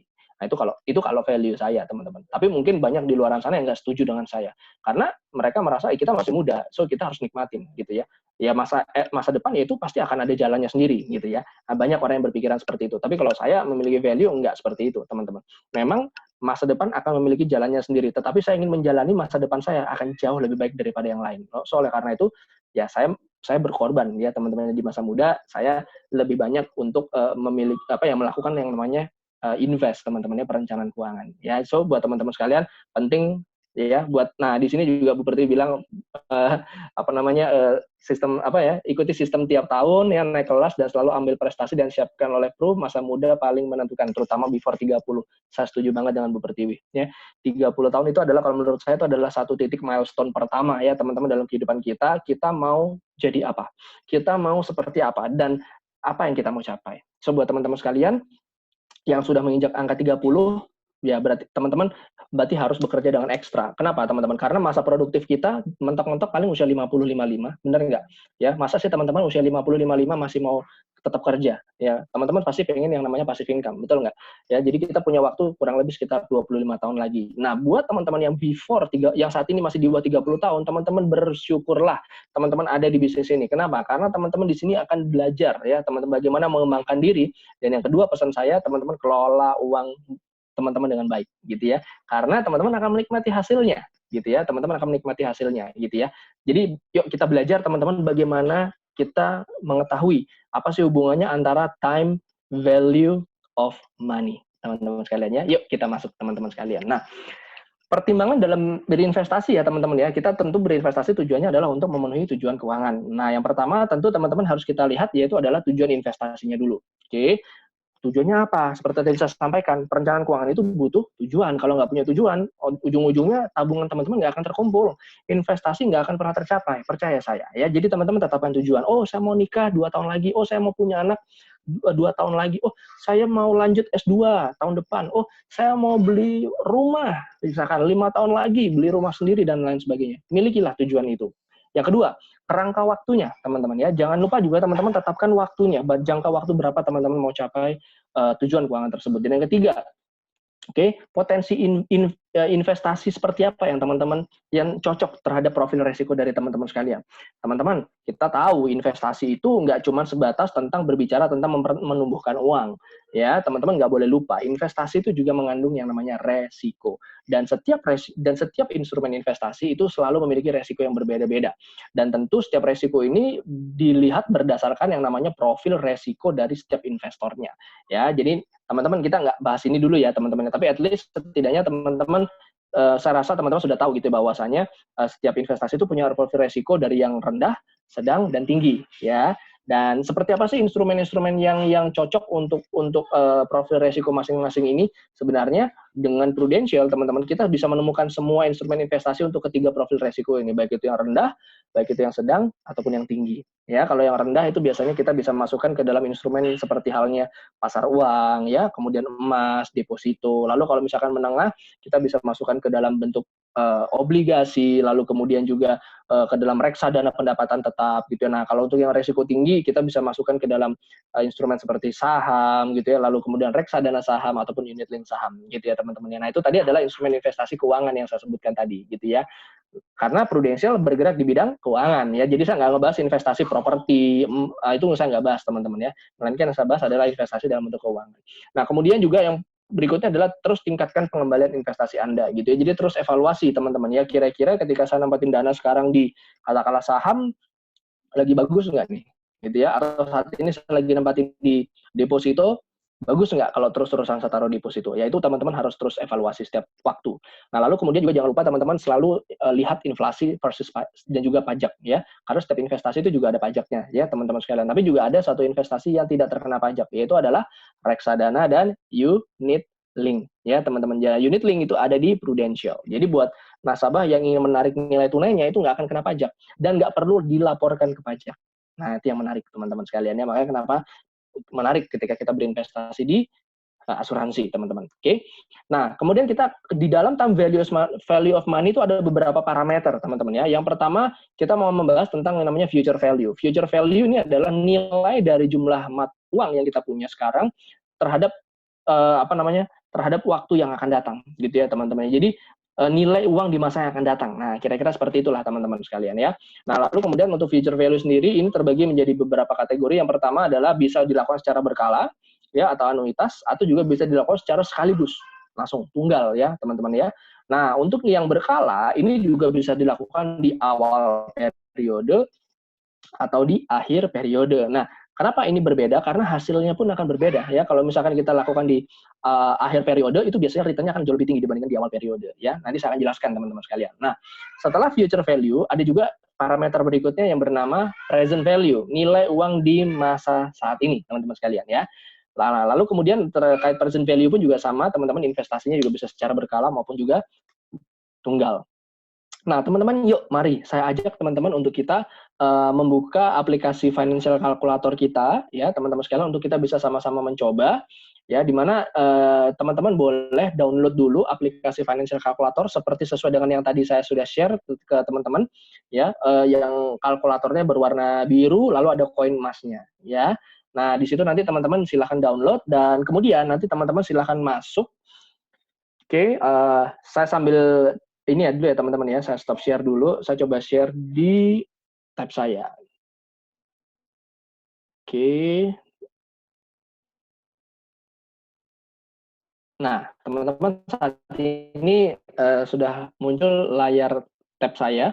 Nah, jadi teman-teman yang perlu kita download adalah ini teman-teman ya, financial calculator. Nih ya, yang lambang kalkulator warna biru dan icon warna emas. Nah, kalau misalkan teman-teman lihat ya, di sini ada banyak menu gitu ya.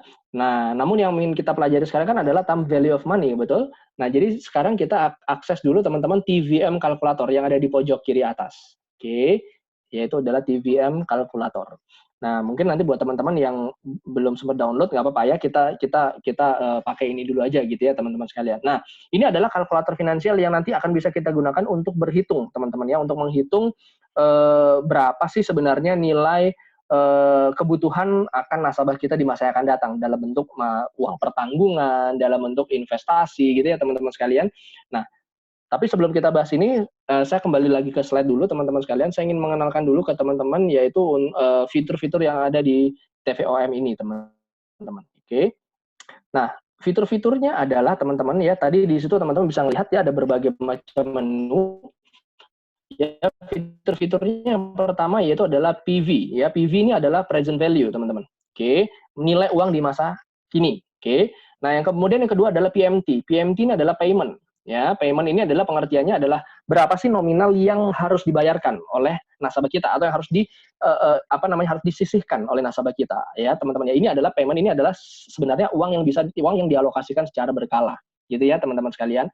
Nah, lalu kemudian FV. FV ini adalah future value, teman-teman ya. Future value ini adalah nilai uang di masa yang akan datang. Lalu kemudian juga ada rate. Rate ini adalah nilai nilai inflasi rate ya, rate inflasi dan juga rate terhadap interest-nya, teman-teman ya. Jadi bunga ataupun nilai persentase ya, teman-teman ya, persentase terhadap inflasi dan juga return terhadap investasi. Jadi nanti kita masukkan di rate, dan ini biasanya kita gunakan secara annual ya, tahunan teman-teman ya, karena memang yang kita ketahui bahwa rate itu selalu dikeluarkan secara tahunan ya, apakah itu bunga suku suku nilai inflasi itu pasti akan dikeluarkan tahunan ya. Inflasi tahun ini 4% gitu ya. Lalu kemudian bunga ya, bunga bank, bunga deposito itu juga selalu dikeluarkannya juga tahunan ya. Satu tahun misalkan bunga deposito berapa, misalkan 5,75 sampai 6%, misalkan seperti itu teman-teman ya. Nah, lalu kemudian yang terakhir juga period. Nah, period ini adalah ya tentu jangka waktunya ya teman-teman sekalian ya, mau berapa lama ya. 12 bulan, 13 bulan dan lain sebagainya. Nah, kemudian untuk compoundingnya, nah ini yang juga nggak boleh lupa ya. Nah, di sini nanti ada pilihannya nih teman-teman. Di sini kan ada monthly. Nah, nanti di sini kita bisa rubah menjadi monthly, menjadi quarterly gitu ya, menjadi annually kalau itu mau tahunan gitu ya teman-teman. Dan nanti kita akan langsung demo ya teman-teman sekalian. Dan untuk mode ini ada end and beginning. Nah, ini pengertiannya adalah ini di akhir periode dan ini di awal periode teman-teman sekalian. Ya, yuk kita masuk ya teman-teman sekalian. Kita masuk dan yuk kita bahas dulu tentang future value. Kita mau ngebahas tentang nilai uang di masa yang akan datang. Dan ini nanti teman-teman bisa terapkan untuk diri sendiri juga ya, teman-teman bisa hitung. Ya, nah, contoh nih teman-teman ya, kita langsung masuk ke studi kasus ya. Nah, contoh di sini studi kasusnya adalah Ibu Ani ya, di sini dikatakan menempatkan 10 juta uangnya dalam bentuk apa teman-teman? Tabungan ya. Dengan bunga tabungan sebesar 5% per tahun. Selama jangka waktu 15 tahun. Pertanyaannya, berapa sih besar uang tabungan Bu Ani di akhir tahun ke-15? Oke. Ingat ya teman-teman ya, Bu Ani punya uang 10 juta ya, dan menabung dengan bunga sebesar 5% per tahun selama 15 tahun. Nah, pertanyaannya berapa sih besar uang Bu Ani di akhir tahun ke-15? Nah, teman-teman sekalian, saya ingin mengajak teman-teman yuk kita langsung menghitung di kalkulator finansial teman-teman sekalian. Oke. Nah, kalau misalkan kita kembali teman-teman sekalian ke kalkulator finansial. Oke. Nah, tadi kan kita menemukan nih teman-teman ya. Oke, saya kembali dulu ke sini. Nah, tadi kita menemukan nih teman-teman. Tadi Bu Ani punya uang berapa sih saat ini? 10 juta. Betul ya? Jadi sekarang kita tulis present value ya, uang Bu Ani di saat ini yaitu 10 juta. Oke. Nah, lalu kemudian apa lagi yang diketahui di situ? Yaitu yang diketahui adalah Bu Ani menabung ya dengan bunga sebesar 5% per tahun. Ya, berarti 5%-nya, 5-nya itu kita taruh di annual rate ya, teman-teman ya, 5. Oke. Nah, kemudian Bu Ani menabung selama berapa lama? Masih ingat? 15 tahun. 15 tahun. Nah, ini adalah yang diketahui nih, teman-teman. Nah, apakah ini saja sudah cukup? Tunggu dulu ya. Teman-teman mesti ingat tuh compoundingnya. Ya, compoundingnya di sini masih monthly, teman-teman. Jadi di sini teman-teman harus rubah. Ya, jadi teman-teman nanti bisa klik segitiga yang di sebelah kanan dari monthly ini, dan di situ nanti ada pilihan ya, teman-teman, ada annually, semi-annually itu 6 bulan, quarterly itu setiap 3 bulan ya, monthly itu setiap bulan. Nah, nanti teman-teman, kita tadi sesuai dengan yang dipertanyakan adalah tahunan. Berarti nanti kita rubah annually. Ya. Jadi di sini Bu Ani punya uang 10 juta, lalu kemudian annual rate-nya, bunganya ada 5% per tahun, tabungannya, dan jangka waktu dia menabung adalah 15 tahun. Nah, sekarang kita mau cek berapa sih uang Bu Ani di 15 tahun yang akan datang. Berarti yang kita cari apa, teman-teman? Future value, betul? Nah, berarti tinggal kita klik, teman-teman. Future value-nya FV warna hijaunya ini kita tinggal klik. Oke. Nah, ketika kita klik ditemukan berapa nih, teman-teman? 20.789.000 rupiah. Ya, teman-teman abaikan minusnya. Ya, memang ini akan seperti ini teman-teman ya. Tapi ini sebenarnya bukan kurang uangnya ya, memang seperti itu ya. Jadi yang kita gunakan ini teman-teman ya, 20.789.000 rupiah. Ya, nah sekarang kita mau cek teman-teman ya, apakah hasilnya tepat 20 juta sekian? Kita cek teman-teman. Oke, nah ternyata kita temukan nih ya, ternyata hasilnya benar teman-teman ya, 20.789.000 rupiah. Ya, jadi di sini ini masih yang sederhana ya teman-teman sekalian. Jadi itu adalah cara untuk menghitung. Jadi begini. Nah, seperti apa ilmu ini nanti akan kita implementasikan dalam kehidupan kita? Contoh teman-teman sekalian, ketika saat ini teman-teman menghitung nilai suatu uang pertanggungan untuk nasabah, oke. Nah, jadi teman-teman tentu ketika kita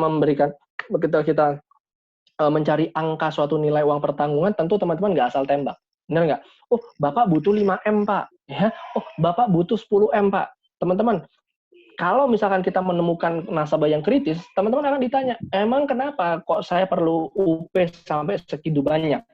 Ya kan? Teman-teman harus hitung ya tentang biaya kehidupannya berapa, ya utangnya berapa, asetnya berapa, dan kemudian segala dalam hal pengeluaran keuangannya itu berapa. Nah, di situ teman-teman bisa dapati, dan kemudian tanggungannya berapa, ya teman-temannya punya istri, punya anak-anak ada berapa. Nah, itu nanti akan ditemukanlah suatu angka ya teman-teman sekalian, berapa sih nilai yang beliau harus wajib keluarkan selama 1 tahun. Oke, selama 1 tahun ya teman-teman ya. Nah, kemudian teman-teman sekalian, ketika kita merencanakan suatu nilai uang pertanggungan buat calon nasabah kita, tentu dalam hal ini kita sebagai perencana keuangan dan kita harus bisa menghitung dengan tepat.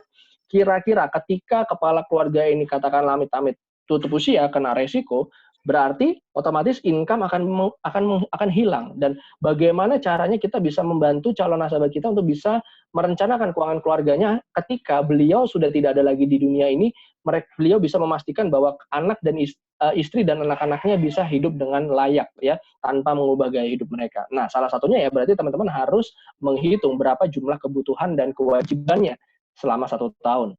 Nah, barulah di situ nanti teman-teman hitung gitu ya. Idealnya biasanya ketika angkanya macam-macam gitu ya teman-teman, tapi biasanya kita hitung dari mulai 5 tahun ke depan ya, 10 tahun ke depan sampai dengan 20 tahun ke depan dan seterusnya. Kenapa teman-teman? Karena pertimbangannya sampai anak-anak mereka dewasa ya. Nah, itu sekali lagi tergantung dari profil dari setiap nasabah. Oke. Nah, ketika kita sudah temukan katakanlah oke Pak, pengeluarannya setiap tahun katakanlah 500 juta. Oke, dan anak-anak dan istri dan beliau nih ini anak-anaknya, ini anaknya yang paling kecil katakanlah usia masih 10 tahun misalkan. Oke, nah berarti yang harus kita hitung adalah apa teman-teman? Katakanlah kalau misalkan beliau tutup usia saat ini, gitu ya teman-teman ya, berarti yang harus beliau lakukan adalah beliau harus bisa memastikan uang pertanggungan yang beliau beli di Prudential itu bisa memenuhi kebutuhan hidupnya sampai minimal anaknya sampai selesai kuliah. Betul nggak? Ya dong. Karena kan itu adalah masa di mana anak udah dewasa dan sudah bisa berpenghasilan. Betul ya teman-teman ya? Ya kalau bisa lebih itu lebih baik tentunya. Kan begitu. Ya, dan jadi dalam hal ini tentu itu harus dilihat teman-teman sekalian. Oke. Nah, barulah nanti teman-teman tapi itu masih belum cukup juga gitu. Kenapa? Karena nanti beliau juga pasti perlu mempersiapkan kira-kira biaya uang kuliah anak Bapak berapa. Jadi nggak cukup cuma ngitung uang kebutuhannya saja, melainkan untuk perencanaan masa depannya seperti apa. Bapak punya rencana nggak ngulain anak di mana, Pak? Yang ngulain anak misalkan, saya ingin ngulain anak di Singapura. Oke, di Singapura biayanya berapa, Pak? Ya, nah teman-teman juga perlu hitung inflasi. Hari ini kita akan menghitung, teman-teman ya, kita akan menghitung, gitu ya. Jadi di sini teman-teman, pekerjaan kita itu nggak sesederhana seperti apa yang kita bayangkan, cuman kita asal nembak angka sekian, gitu, enggak ya. Melainkan ketika nanti kita menyandang financial planner, ya, nah kita harus benar-benar bisa mempertanggungjawabkan ya tentang suatu produk yang kita tawarkan kepada calon nasabah kita. Dan hari ini kita mau belajar itu teman-teman sekalian. Oke, kita masuk dulu ya teman-teman ya, lebih dalam ya. Oke, nah yang berikutnya kita mau belajar tentang juga future value nih teman-teman sekalian ya. Dimana di sini ada satu contoh kasus lagi ya, yang di sini disampaikan Ibu Rima menyetor uang sebesar 1 juta rupiah. Nah, ini contoh kasusnya beda nih teman-teman ya. Kalau tadi kan Bu Ani dia punya uang langsung 5 juta ya teman-teman ya. 10 juta ya di awal ya. Nah, kalau ini sekarang dia nyetorin uangnya itu berkala teman-teman ya. Jadi sebesar 1 juta ya teman-teman ya. Bu Rima menyetor uang sebesar 1 juta setiap akhir tahun. Oke, selama 7 tahun. Ya, ke rekening bank dengan bunga 6% per tahun. Berapa sih nilai uang tabungan Bu Rima di akhir tahun ke-7? Oke, jadi bedanya dengan Bu Ani adalah kalau Bu Rima nih dia berkala, teman-teman. Kalau Bu Ani kan tadi lamsam sekaligus ya, tunggal.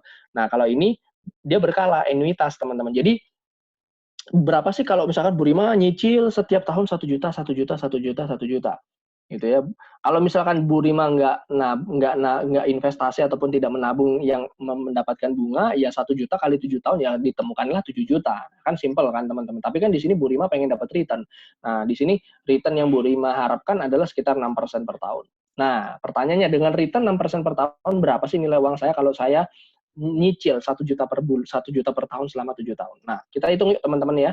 Kita kembali dulu ke kalkulator finansial, teman-teman. Oke, Nah, di sini tadi kita lihat ya teman-teman sekalian bahwa Bu Rima ya tadi dia punya uang berapa teman-teman? 1 juta per tahun ya. Nah, di sini teman-teman ya berarti yang perlu kita masukkan di mana teman-teman? Apakah di present value atau di mana nih kira-kira? Ya, ingat teman-teman ya, kalau dia pembayarannya berkala, ya teman-teman berarti nanti akan masuk ke dalam payment, teman-teman ya. Jadi di sini kita masukkan dulu payment, teman-teman ya, yaitu adalah 1 juta. Oke. Nah, kemudian pertanyaannya berikutnya adalah berapa sih bunga yang diterima oleh Ibu Rima selama 7 tahun, yaitu sebesar 6%. Ya. Nah, kemudian periodenya berapa lama nih Bu Rima nabungnya nih? 7 tahun. Yes, teman-teman. Ya. Nah, kemudian yang dicari apa teman-teman? Yang dicari adalah nilai uang di masa yang akan datang, yaitu 7 tahun lagi, yaitu future value yang dicari. Tapi jangan lupa teman-teman sekalian, ini compoundingnya udah tepat belum nih? Ya. Nah, compoundingnya ya teman-teman ya, karena Bu Rima dalam ini adalah bayarnya tahunan dan yang dicari juga adalah tahunan, berarti compoundingnya yang harus kita rubah yaitu adalah menjadi annually. Nah, kalau udah seperti ini, barulah teman-teman kita cari berapa future value-nya. Kita klik tombol FB yang berwarna hijau ini. Maka kita dapatkan berapa teman-teman? 8.393.000. Ya, itu ya teman-teman ya, 8393 ya. Oke, kita lihat lagi teman-teman ya di slide. Kira-kira benar apa enggak jawabannya?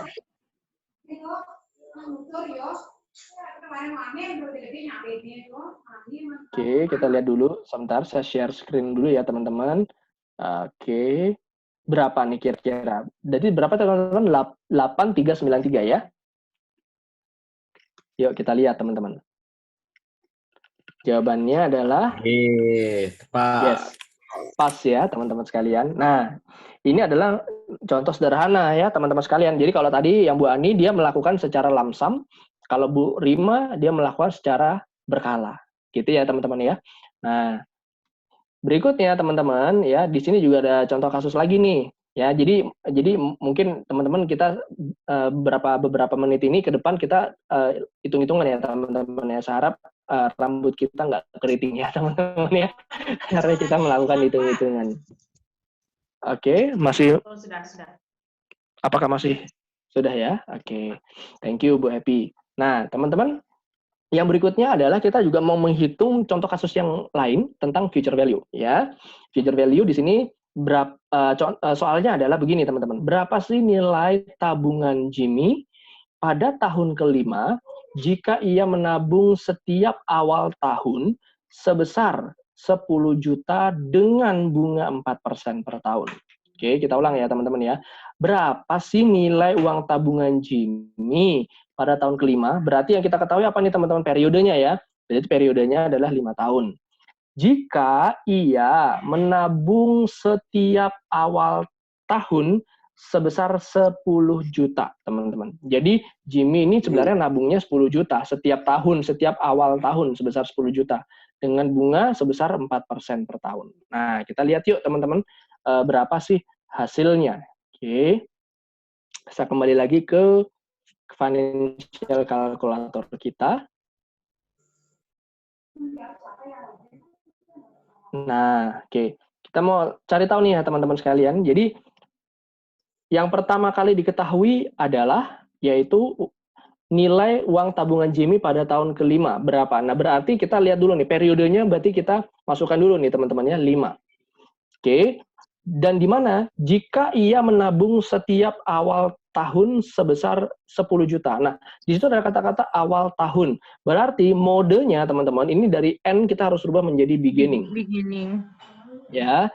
Nah, lalu kemudian dia menabung setiap awal tahun sebesar 10 juta. Berarti 10 juta ini masuk ke mana teman-teman?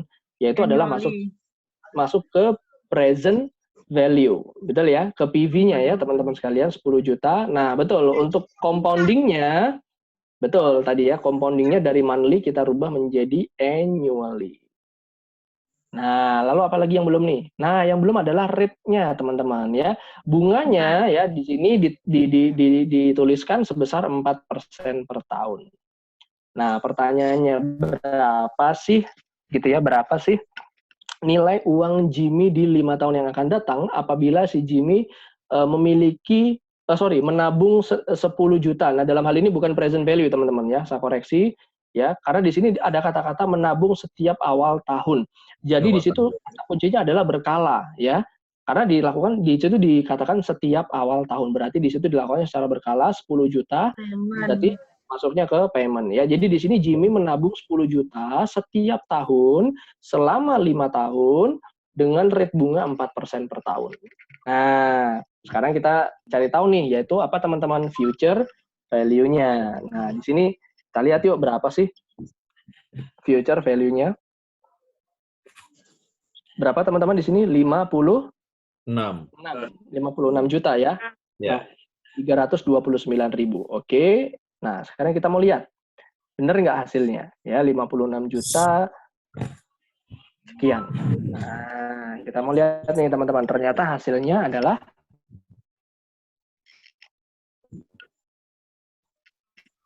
yes, betul teman-teman. Sama ya. 56.329.000 rupiah. Nah, jadi itu teman-teman. Jadi ini adalah untuk contoh kasus di mana nasabah ini melakukan secara berkala ya. Misalkan dia nabung atau investasi secara berkala. Sekianlah dana yang diperlukan. Gitu teman-teman sekalian.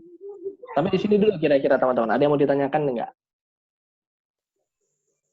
Atau kita lanjut dulu ya? Oke, kita lanjut dulu ya teman-teman ya.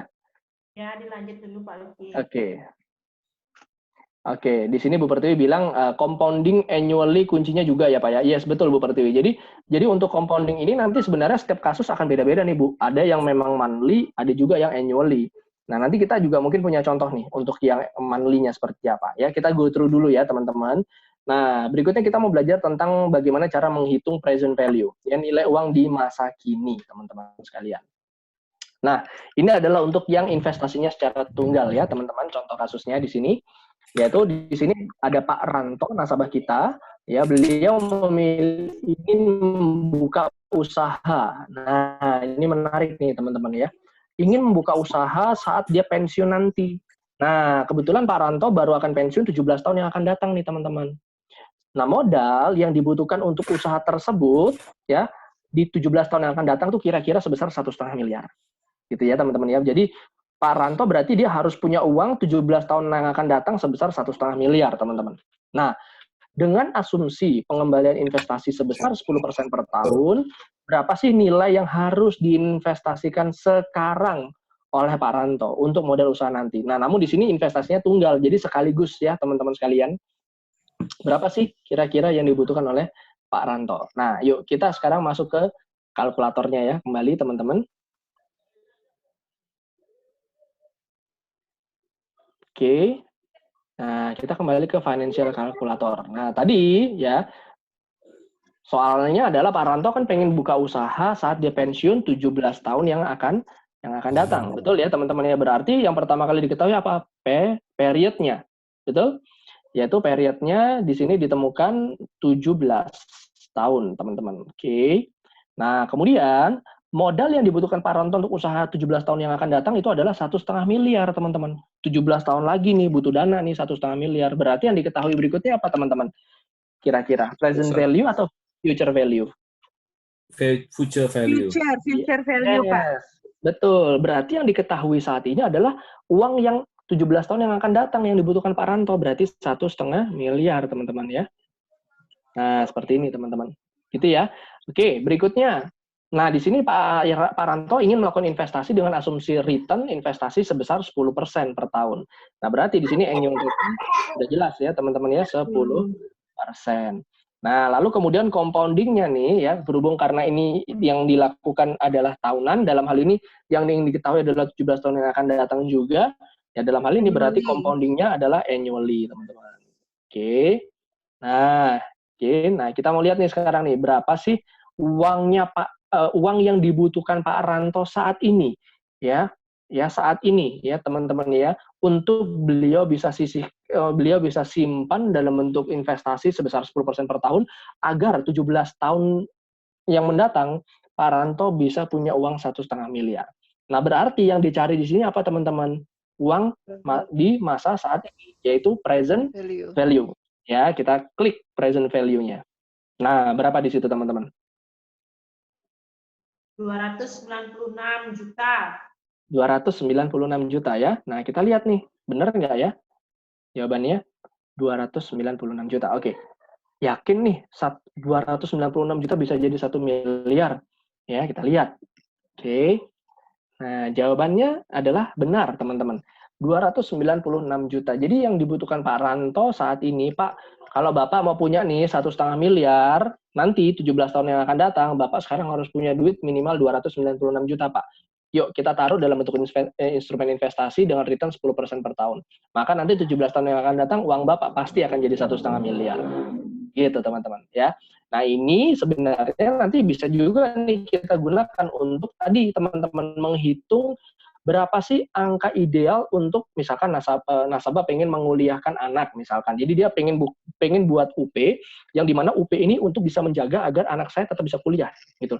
Nah, jadi yang perlu dilakukan oleh nasabah adalah dia harus tahu nih biaya kuliah saat ini berapa dan dia harus menghitung inflasi ya.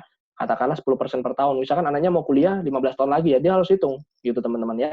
Nah, nanti setelah contoh kasus ini selesai, nah, nanti mungkin kita akan coba pakai kasus real ya teman-teman ya, sesuai dengan yang mungkin kita temukan di lapangan. Oke, nah teman-teman sekalian, ini adalah contoh yang sudah kita lakukan teman-teman. Nah, berikutnya yuk boleh ya kita diskusi teman-teman sekalian untuk kita bisa mengeksplor lagi tentang penggunaan financial calculator ini ya.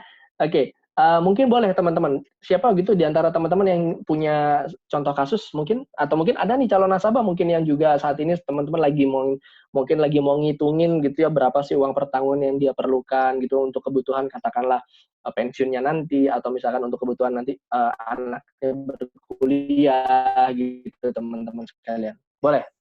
Ada nggak contoh kasus nih teman-teman? Ayo teman-teman, siapa yang mau? Boleh, yuk. Coba saya. Boleh, siapa? Pak Lexi? Siapa? Yes, Pak Lexi ya. Pak Lexi, oke. Silakan. Ya. Silakan Pak Lexi, yuk kita bahas bareng-bareng ya. Gimana Pak Lexi contohnya? Ini sih untuk biaya kuliah, untuk biaya sekolah anak ya. Oh, boleh. Oke, gimana Pak Lexi? Apa yang mau diketahui dulu Pak Luki? Oke, berarti kalau misalkan kita ingin merencanakan pendidikan kuliah, yang harus kita ketahui sekarang usia anaknya berapa saat ini? Sekarang yang paling besar 2 tahun. Oke, usia anak saat ini katakanlah 2 tahun ya. Oke, bentar, saya ambil pulpen dulu.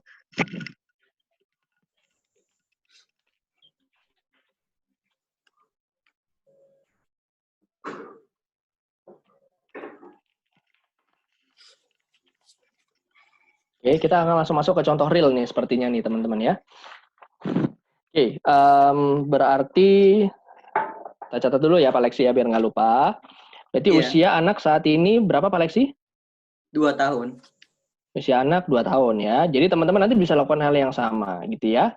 Pastikan catat. Nah, lalu kemudian berarti usia anak ini rencananya mau untuk dana pendidikan apa nih Pak Lexi? Apakah SD, SMP, SMA, atau kuliah? Kuliahnya Pak Luki. Kuliah ya, oke. Berarti kalau kuliah usia berapa Pak Lexi? Sekitar 17 tahun, 18 tahun ya? 17 tahun, iya 17-an. 17 tahun ya? 18 tahun ya, oke. 18 tahun. Berarti dari usia anak saat ini 2 tahun dengan usia kuliah dia masuk nanti 18 tahun, berarti ada gap berapa tahun ini? 16 tahun ya.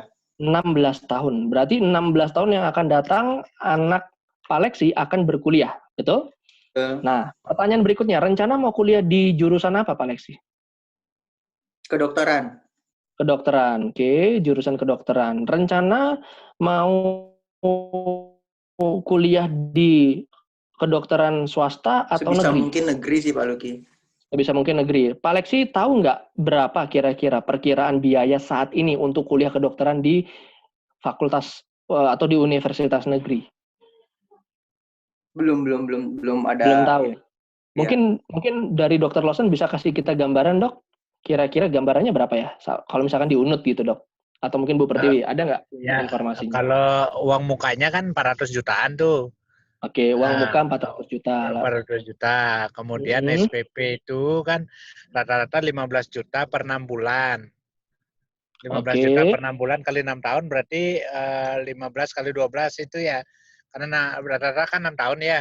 Berarti 15 juta kali 12 berapa itu Pak Luki? Saya 1,6 kok hengin. M. Hah? 180 ya? Apa 188? 180. 180 juta. 180. Berarti Itu SPP SPP. 180 juta. Tambah uang muka 400 juta saat ini. Karena biaya hidup 3 juta sebulan. 5 juta sebulan dengan kosnya. 5 juta. Nah, berarti 5 juta sebulan selama 6 tahun. Oke. Berarti berapa tuh? 60 juta kali 6, 300 juta. 60 juta. Kan 5 juta 60. Nah, kan Kali 6 tahun kan? 6 tahun. Kalau 360 ya. 360 tambah 180 tambah Oke, 400 ya udah segitu aja. Berarti segini ya dok ya. Berarti ini udah termasuk kayak untuk praktikum juga ya dok ya? Iya ya, nggak aja dah itu SPP-nya kan Oke. udah include di sana. Oke. Oke dok. Oke. Ya, Nah kira-kira kita 1 miliaran hitung kali dulu ya. nih. Ya 400 juta ya ditambah 180 untuk SPP. Oke, dan 940 kemudian jadi. ditambah lagi untuk biaya hidupnya 360 ya. Nah, berarti ditemukan 940 juta nih totalnya. 940 juta.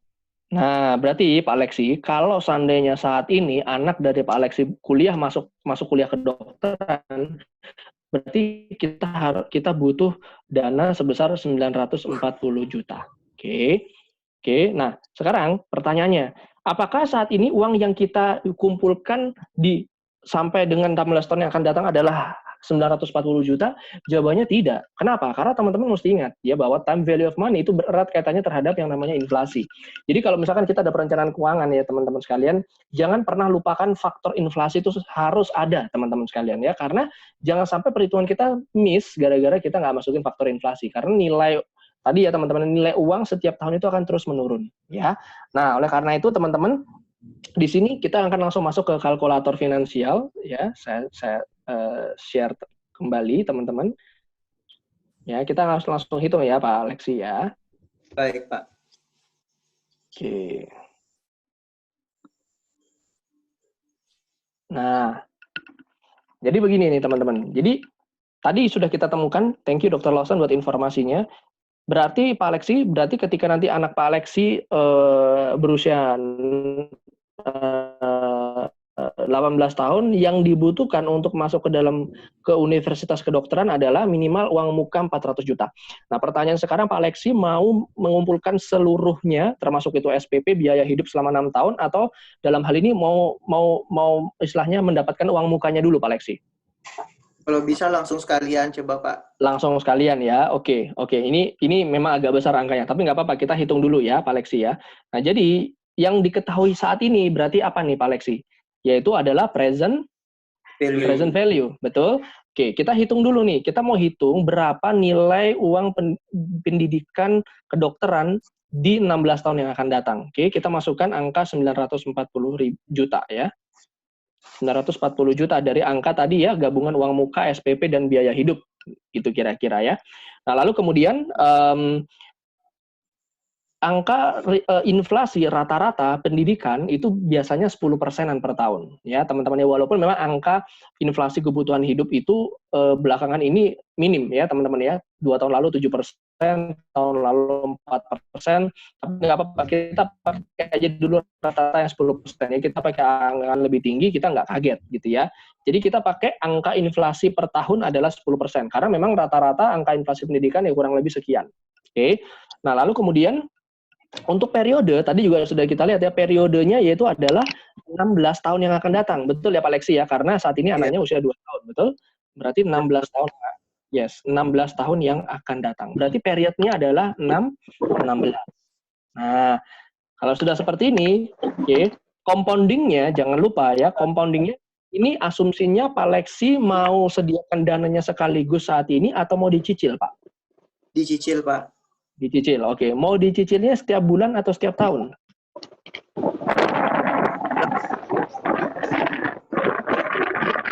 Halo? Ini Mbak Putri kayaknya lagi. Ya, Mbak Putri ada ini. Oke. Dicicilnya rencana mau setiap bulan atau setiap tahun, Pak Leksi? Iya, setiap bulan coba, Pak. Setiap bulan. Oke. Kita coba yang setiap bulan.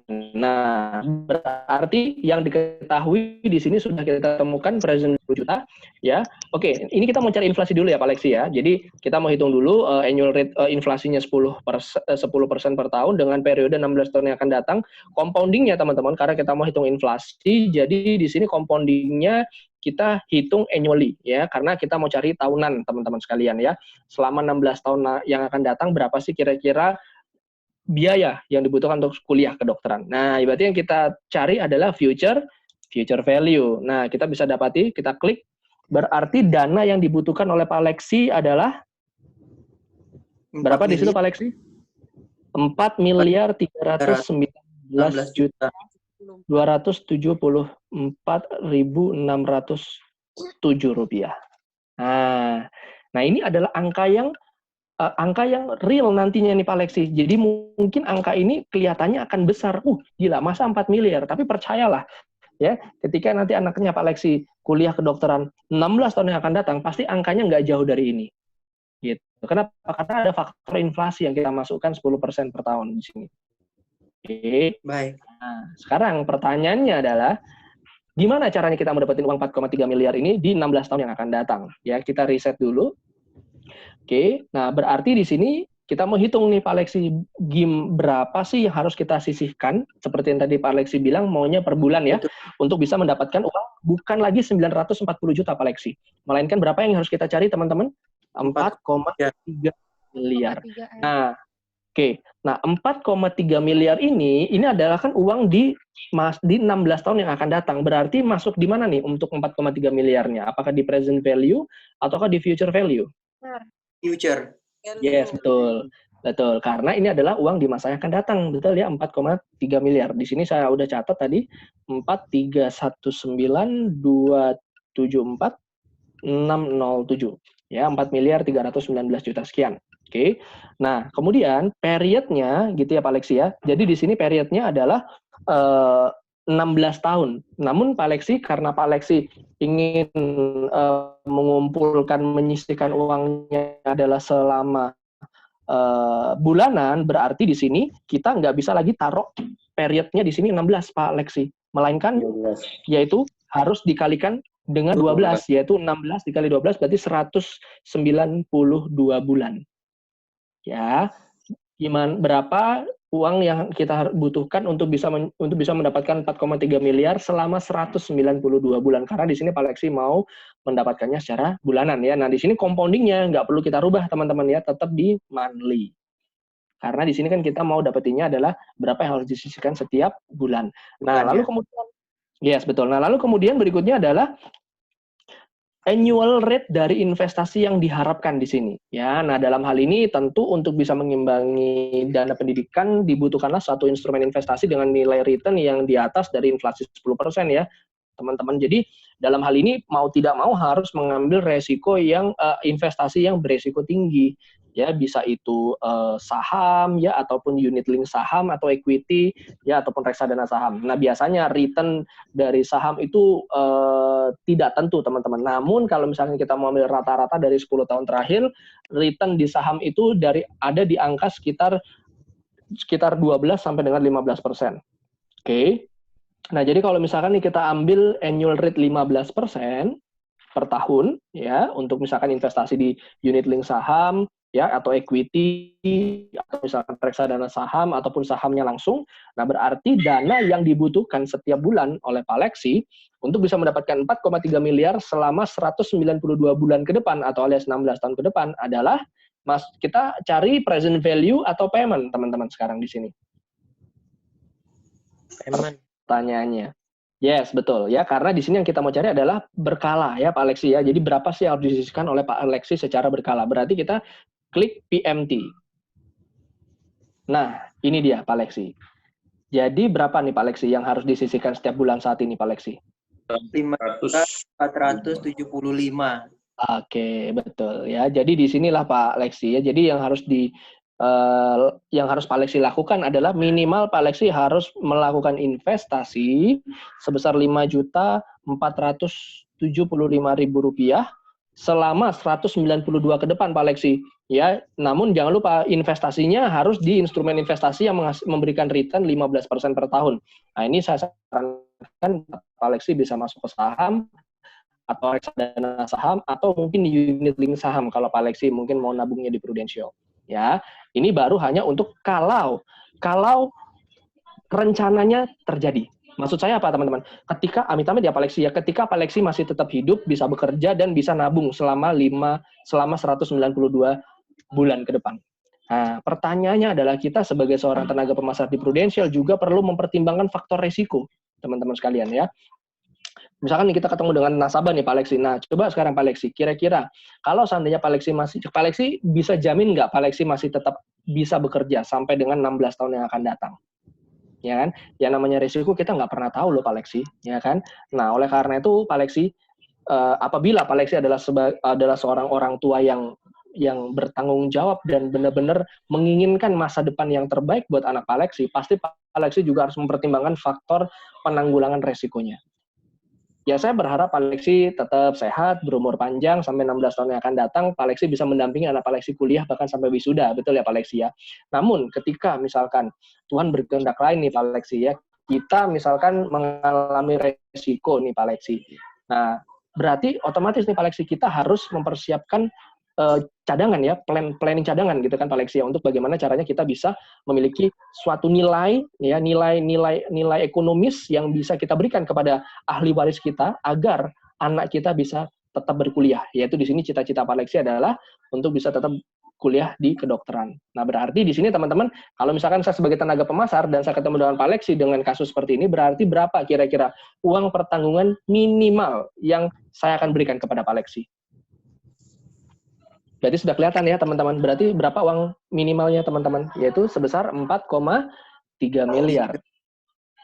Betul ya? Ini untuk jaga-jaga kalau misalkan tidak sesuai dengan perencanaan ya, seandainya misalkan terjadi resiko di tengah perjalanan. Jadi yang harus dilakukan sekarang apa nih Pak?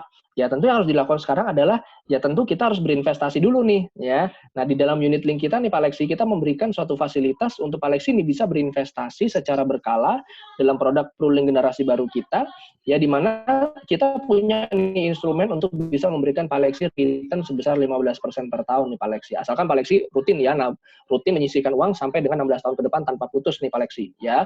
Senilai ya dalam hal ini hitung-hitungan kita paling tidak Pak Lexi bisa nyisihin untuk khusus untuk investasi sebesar 5.475.000. Ini khusus masuk ke alokasi investasi Pak Lexi. Ya, dan lagi pula nanti Pak Lexi akan terbantu Pak Lexi dengan yang namanya fitur booster investasi, Pak. Ya, jadi ketika Pak Lexi terus bayar setiap bulan itu Pak Lexi kita akan berikan bonus yang kita sebut dengan booster investasi, Pak. Lumayan 5% per tahun, Pak. Dari tahun 1 sampai tahun 10. Dan tahun ke-11 Pak Lexi dapat bonus 10%. Ya, hitung-hitung untuk bantu Pak Lexi. Jadi Prudential nanti akan bantu Pak Lexi untuk bisa menyisihkan uang untuk bisa membantu kuliah anak Pak Lexi. Ya, namun jangan lupa juga Pak Lexi, kita juga perlu mempertimbangkan yang namanya faktor resiko ya Pak Lexi ya.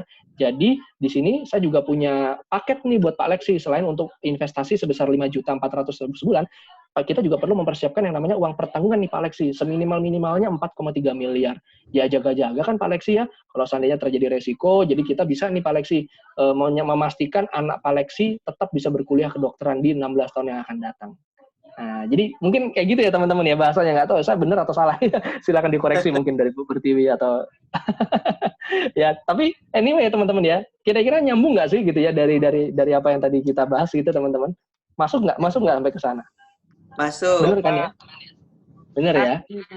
Pas banget. Orang kaget. Kenapa? Ini bagus. Ini tahu Pak apa yang harus dia kejar. Iya. Keren Pak. Kayaknya saya cocok jadi agen ya teman-teman setelah ini. Nanti KTP Pak ya sama alamat ini. Oh siap. Oke, sampai di sini dulu nih teman-teman. Ada yang mau ditanyain nggak kira-kira di contoh kasusnya Pak Lexi ini? Cukup. Gimana teman-teman? Kesimak. Kebayang nggak? Gimana? Kebayang nggak teman-teman ya?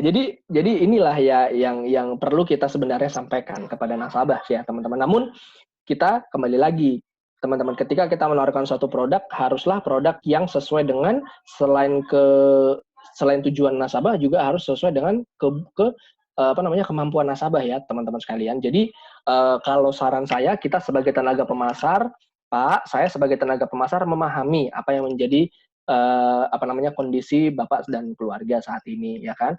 Nah, mungkin Pak ya dalam hal ini kita bisa Pak dalam hal ini berupaya untuk bisa mengumpulkan dana untuk kuliah anak Bapak. Namun saya sebagai seorang financial advisor Bapak ingin menyarankan ya Pak ya bahwa sesungguhnya ya dalam suatu piramida keuangan yang perlu kita pastikan sebenarnya adalah selain investasi yaitu adalah proteksi. Ya, Bapak bisa bayangkan ketika Bapak saat ini baik dalam berinvestasi ya, namun dalam hal ini mohon maaf sekali lagi ya Pak ya, sempat tiba-tiba terjadi risiko terhadap kita. Pertanyaannya, apakah keluarga yang Bapak tinggalkan bisa tidak melanjutkan investasi tersebut? Ya. Nah, oleh karena itu nih Pak, kalau misalkan Bapak merasa wah berat nih saya menyisihkan dua-duanya sekaligus misalkan. Ya, kalau seperti itu Pak, ya dalam hal ini saya sebagai financial advisor Bapak, ya saya bisa nih Pak memberikan masukan gitu ya, saran kalau kita sebenarnya bisa nih Pak mendapatkan uang dana sebesar 4,3 miliar di muka saat ini, ya Bapak bisa kunci 4,3 miliar untuk memastikan anak Bapak tetap berkuliah saat ini hanya cukup dengan menyisihkan uang sekian juta saja Pak, gitu ya. Tapi Bapak sudah dapatkan 4,3 miliarnya saat ini. Ya, namun sekali lagi Pak, 4,3 miliarnya ini ya akan cair ketika misalkan amit-amit ya Pak ya, terjadi resiko terhadap diri kita. Nah, nampaknya ketika resiko itu terjadi Pak, kita sudah memastikan Pak bahwa anak kita kelak nanti akan tetap bisa berkuliah di kedokteran. Nah, namun nanti ke depannya ketika kondisi finansial Bapak udah lebih baik, Bapak mau menyisihkan lagi untuk bisa berinvestasi, ya itu alangkah lebih baik lagi nih Pak ya. Namun setidaknya saat ini kita boleh ya Pak ya kita pastikan dulu secara fundamental dasarnya dulu, pondasinya dulu dengan baik ya Pak ya. Karena kalau misalkan kita ingin berinvestasi, ada baiknya kita harus perhatikan dulu sisi proteksinya Pak ya sebelum Bapak melakukan yang namanya investasi. Nah, jadi teman-teman yang piramida tadi itu yang saya sampaikan itu sebenarnya adalah piramida keuangan. Mungkin nanti di waktu yang berbeda kita akan bahas itu ya teman-teman sekalian tentang piramida keuangan, atau mungkin nanti Bu Pertiwi juga bisa share di waktu yang lain. Nah, tapi intinya adalah teman-teman sekalian ketika kita mendapatkan situasi seperti ini, kita nggak bisa memang memaksakan dua-duanya berjalan sekaligus ya, proteksi dan investasi. Pasti preminya gede nih. Kalau contoh kasus Palex gini nih, mungkin Bu Pertiwi juga nggak cukup nih, sepertinya Bu Pertiwi ya. Kayak gini soalnya ya. Gimana Bu? Untuk 4 miliar. Iya, untuk UP 4 miliar dengan saver 5.500.000 lah Bu per bulan. Berarti kan UP-nya, berarti kan preminya. Tapi kalau iya, untuk kan? proteksi aja mungkin sekitar 5 jutaan nih Pak. Untuk proteksinya aja preminya doang 5 jutaan ya Bu ya? Iya, sebenarnya ini kan bisa kita ambilkan mungkin Prucinta atau apa gitu loh Pak. Prucinta, ya betul sekali Bu. Betul. Nah, bisa tuh kita masuk ambil Prucinta. Nah, jadi nih kan Pak. Kedua-duanya Pak. Idealnya kedua-duanya. Tapi kalau dia ternyata masih kemampuannya hanya 5 jutaan misalnya seperti itu, sangat disarankan proteksi lebih awal Pak. Yes, tepat sekali Bu Pertiwi. Thank you. Nomor satu karena dia posisinya kan fondasi soalnya Pak. Betul. Yang betul. Bikin bangunan tapi tidak ada fondasi kan rubuh juga Pak.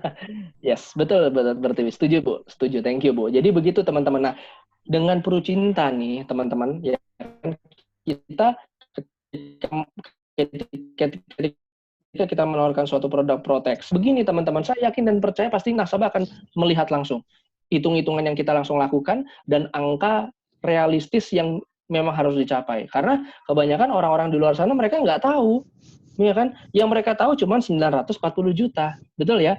Ya, dan yang mereka tahu juga, oh ya nanti ada inflasi, tapi mereka nggak tahu angka pastinya inflasinya berapa.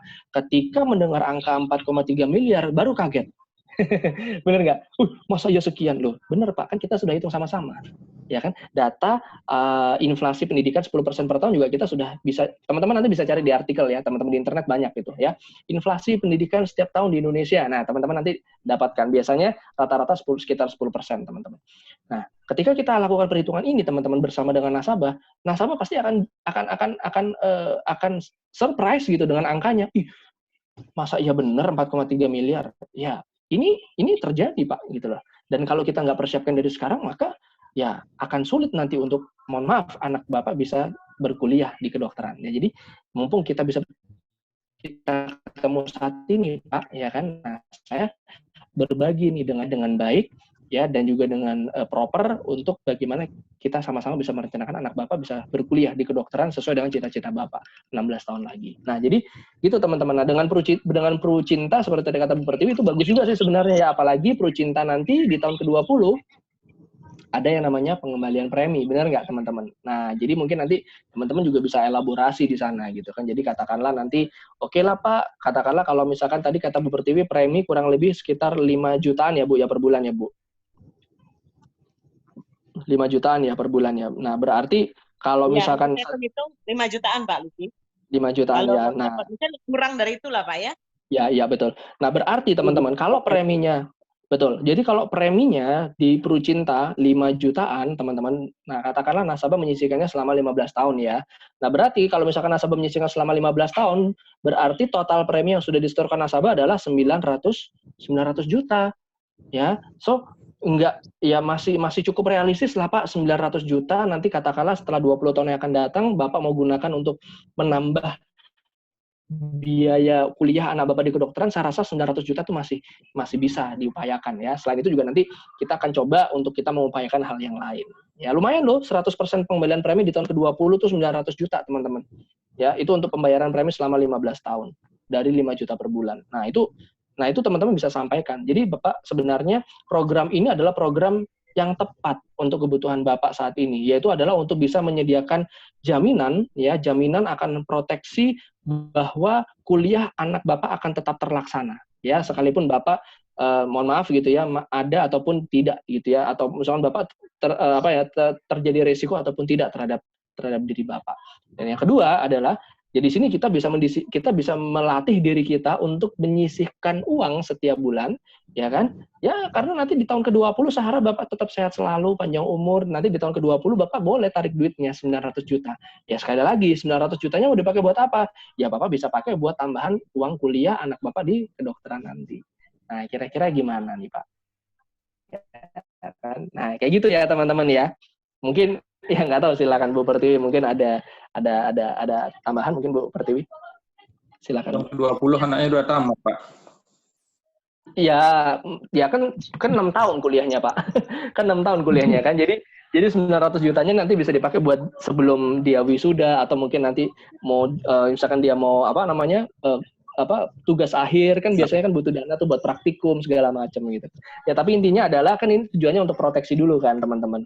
Ya, nah nanti ketika misalkan ada rezeki lebih, nanti kita boleh Pak, kita planning lagi untuk yang investasinya Pak, gitu. Namun setidaknya sekarang sebelum kita masuk ke investasi, kita siapin proteksinya dulu. Karena secara fundamental keuangan ini yang lebih penting dari sebelum investasi, gitu. Yaitu proteksinya dulu nih yang harus dipastikan. Kayak gitu teman-teman ya. Ya, sekali lagi nih apa yang saya sampaikan bisa jadi ini tidak tepat 100% ya teman-teman ya. Jadi tolong jangan ditangkap mentah-mentah. Ya, teman-teman diskusikan lagi lah ya dengan Bu Pertiwi, dengan teman-teman leader gitu ya, agar benar-benar bisa menemukan formula yang tepat. Ya, namun setidaknya hari ini kita mau belajar nih teman-teman untuk gimana sih caranya menemukan suatu hitung-hitungan yang tepat untuk calon nasabah kita. Karena sebagai seorang financial advisor, kita nggak bisa cuma asal tebak angka ya teman-teman, seperti yang tadi saya sampaikan di awal. Kita harus benar-benar memberikan angka yang beralasan, angka yang teman-teman ketika memberikan angka itu, teman-teman tahu nih reasonnya apa, angkanya dari mana datangnya, gitu teman-teman sekalian. Oke ya, Pak Alexi masih ada di sini? Ya, masih Pak Luki. Ya, jangan pingsan dulu ya Pak Alexi ya. Pasti bisa Pak tercapai ya Pak Alexi ya. karena masih karena 16 tahun lagi nih Pak Alexi ya, masih punya waktu. Oleh karena itu Pak Alexi, nah bersama dengan Prudential pasti nih Pak Alexi ya, kita bisa mencapai impian kita. Amin. Amin. Oke, teman-teman sekalian, mungkin itu aja kayaknya ya sharing kita hari ini, teman-teman. Mungkin nanti kita akan diskusi lagi teman-teman mungkin di waktu yang berbeda gitu ya. Oke, nah mungkin itu aja dari saya teman-teman sekalian. Apabila nanti ada hal yang ingin disampaikan lebih lanjut, nanti boleh teman-teman kita diskusi lagi gitu ya, baik di grup ataupun secara personal. Oke, thank you teman-teman sekalian, thank you Bu Pertiwi buat waktunya. Itu saya dan teman-teman, dan saya kembali Terima kasih, Pak Luki. Selamat Thank pagi. you, Pak Makasih Pak Luki. Luar biasa. Thank you, Pak Luki. Terima kasih Pak Luki. Thank you teman-teman sekalian. Terima kasih Pak Luki. Oke, Cek lagi. Ya tenang aja, Terima seleksi kasih tadi. Pak Luki. thank you teman-teman. 5 juta itu cukup 20 juta premi, Leksi, Kak Leksi. 20 juta premi udah dapat 5 juta tuh untuk anaknya. Ya, biar saya buka sendiri aja, Mbak, biar saya. Ada bonansa nih Leksi. Nah, Dapat bonansa 80%. Kira-kira untuk diskusinya nanti bisa dilanjut di chat grup aja Pak Luki ya. Boleh. Satu. Kemudian sebelum saya bagikan sertifikatnya, saya serahkan sertifikat speakernya dari Pak Luki. Kita ucapkan dulu 3 kali terima kasih kepada Pak Luki. Teman-teman semuanya mohon dibuka dulu mute-nya, diaktifkan dulu. Kita ucapkan 3 kali terima kasih. Terima kasih, Pak Luki. Terima kasih Pak Luki. Terima kasih, Pak Luki. Terima kasih. Terima kasih teman-teman. Wow, ada 200 orang yang hari ini belajar basic financial. Mantap. Mantap banget Pak Luki. Pak Luki nggak bisa tidur malam ini dia. Pak Luki tambah semangat Pak Siap, aman terkendali, Bunda. Yes. Iya. Sertifikatnya. Wow, thank you teman-teman. Semoga Keren nih sertifikatnya. Amin. Sukses buat teman-teman Prucitra semuanya ya. Semoga menyusul nih. Yang lainnya juga semoga menyusul closing ya. Biar makin ramai nih. Betul, langsung di case. Terima kasih banyak supportnya Pak Luki. Sama-sama teman-teman sekalian. Thank you juga buat waktunya hari ini. Ya, oke. Karena sudah waktu, bagaimana Bu Pertiwi, kita sebenarnya masih ada sesi testimoni sih.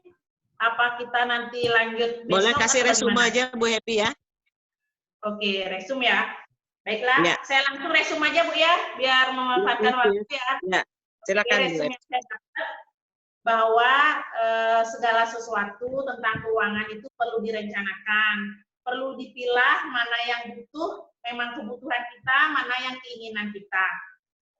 Jadi untuk sebuah tujuan keuangan itu dibutuhkan rencana keuangan. Rencana keuangan itu ada segitiganya, yang paling dasar dan fondasi itu adalah proteksi. Itu insurans pastinya, proteksi penghasilan, agar kuat keuangan kita dan tujuan kedepannya, investasinya pun juga tercapai seperti itu. Dan untuk menghitung lebih jelas juga kita untuk pendekatan ke nasabah juga kita bisa gunakan kalkulator financial. Nanti akan di-share kembali ya, tadi sih sudah di-share sama Pak Luki seperti apa gambarnya, mungkin untuk teman-teman yang telah join tadi nanti di-share kembali. Yang mana sebenarnya kalkulator financial. Apabila tadi ada teman-teman yang sempat ketinggalan, bisa dihubungi lagi leadernya untuk bagaimana caranya menghitung, karena itu kan memang ada singkatan-singkatan seperti itu. Kita artinya itu jangan takut salah, kita coba-coba aja diklik, kan juga ada keterangannya. Seperti itu sih Bu Pertiwi yang saya dapat. Sip. Dan ini juga bisa digunakan untuk dana hari tua ya, sesungguhnya juga Pak Luki ya. Betul. Banyak hal ya. Ya, dana hari tua. Juga kita pengen punya sesuatu seperti mungkin pengen punya rumah gitu Pak ya. Pengen punya mobil itu juga bisa digunakan ya. Teman-teman. Sebenarnya tujuan keuangan ini dengan segala macam bentuk ya. Dan ini bisa teman-teman gunakan. Atau mungkin ada naik haji juga bisa ya Pak Luki ya. Boleh. Apapun itu. Upacara ya. Sosial itu juga. Membutuhkan uang kan gitu Bu ya. Kenapa? Apapun bentuknya yang membutuhkan rencana, yang membutuhkan uang, itu kalkulatornya bisa dipakai. Betul. Yes, seperti itu. Yes, itu yang ya. Ini jadi sangat bermanfaat dan sangat sederhana sekali ya. Sebenarnya perhitungannya sangat-sangat simpel sekali dan gampang untuk digunakan. Ya. Thank you Pak Luki semuanya. Terima kasih Bu Happy. Kita closing statement dulu ya teman-teman. Silakan Bu Happy dipimpin. Baik, teman-teman, sebelum tutup, kita salam sapa dan ucapkan Pancasila. Oke? Selamat pagi. Pagi. Semuanya ya, sama dibuka videonya biar auranya besok lebih bersemangat lagi. Apa kabar? Bersama ini ya. Luar biasa. Dahsyat. Oh yes. Terus Citra?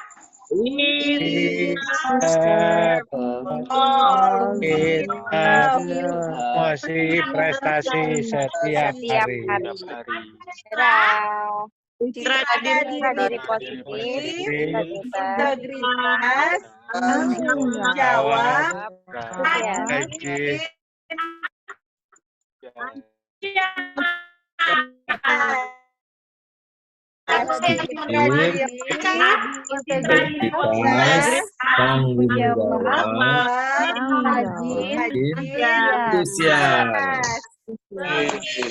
Luar biasa semuanya. Terima kasih yang sudah bergabung pada kelas BTB 21 yang ke-13. Jangan lupa kita mengurangi kata negatif, perbanyak kata positif. Ingat untuk besok kembali lagi ke kelas ini tepat jam 7 malam di kelas BTB 21 yang ke-14.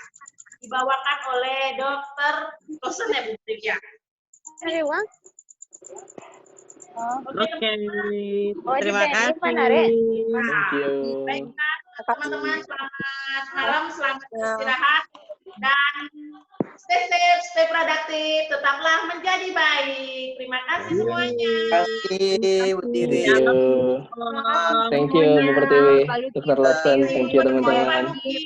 Terima kasih Pak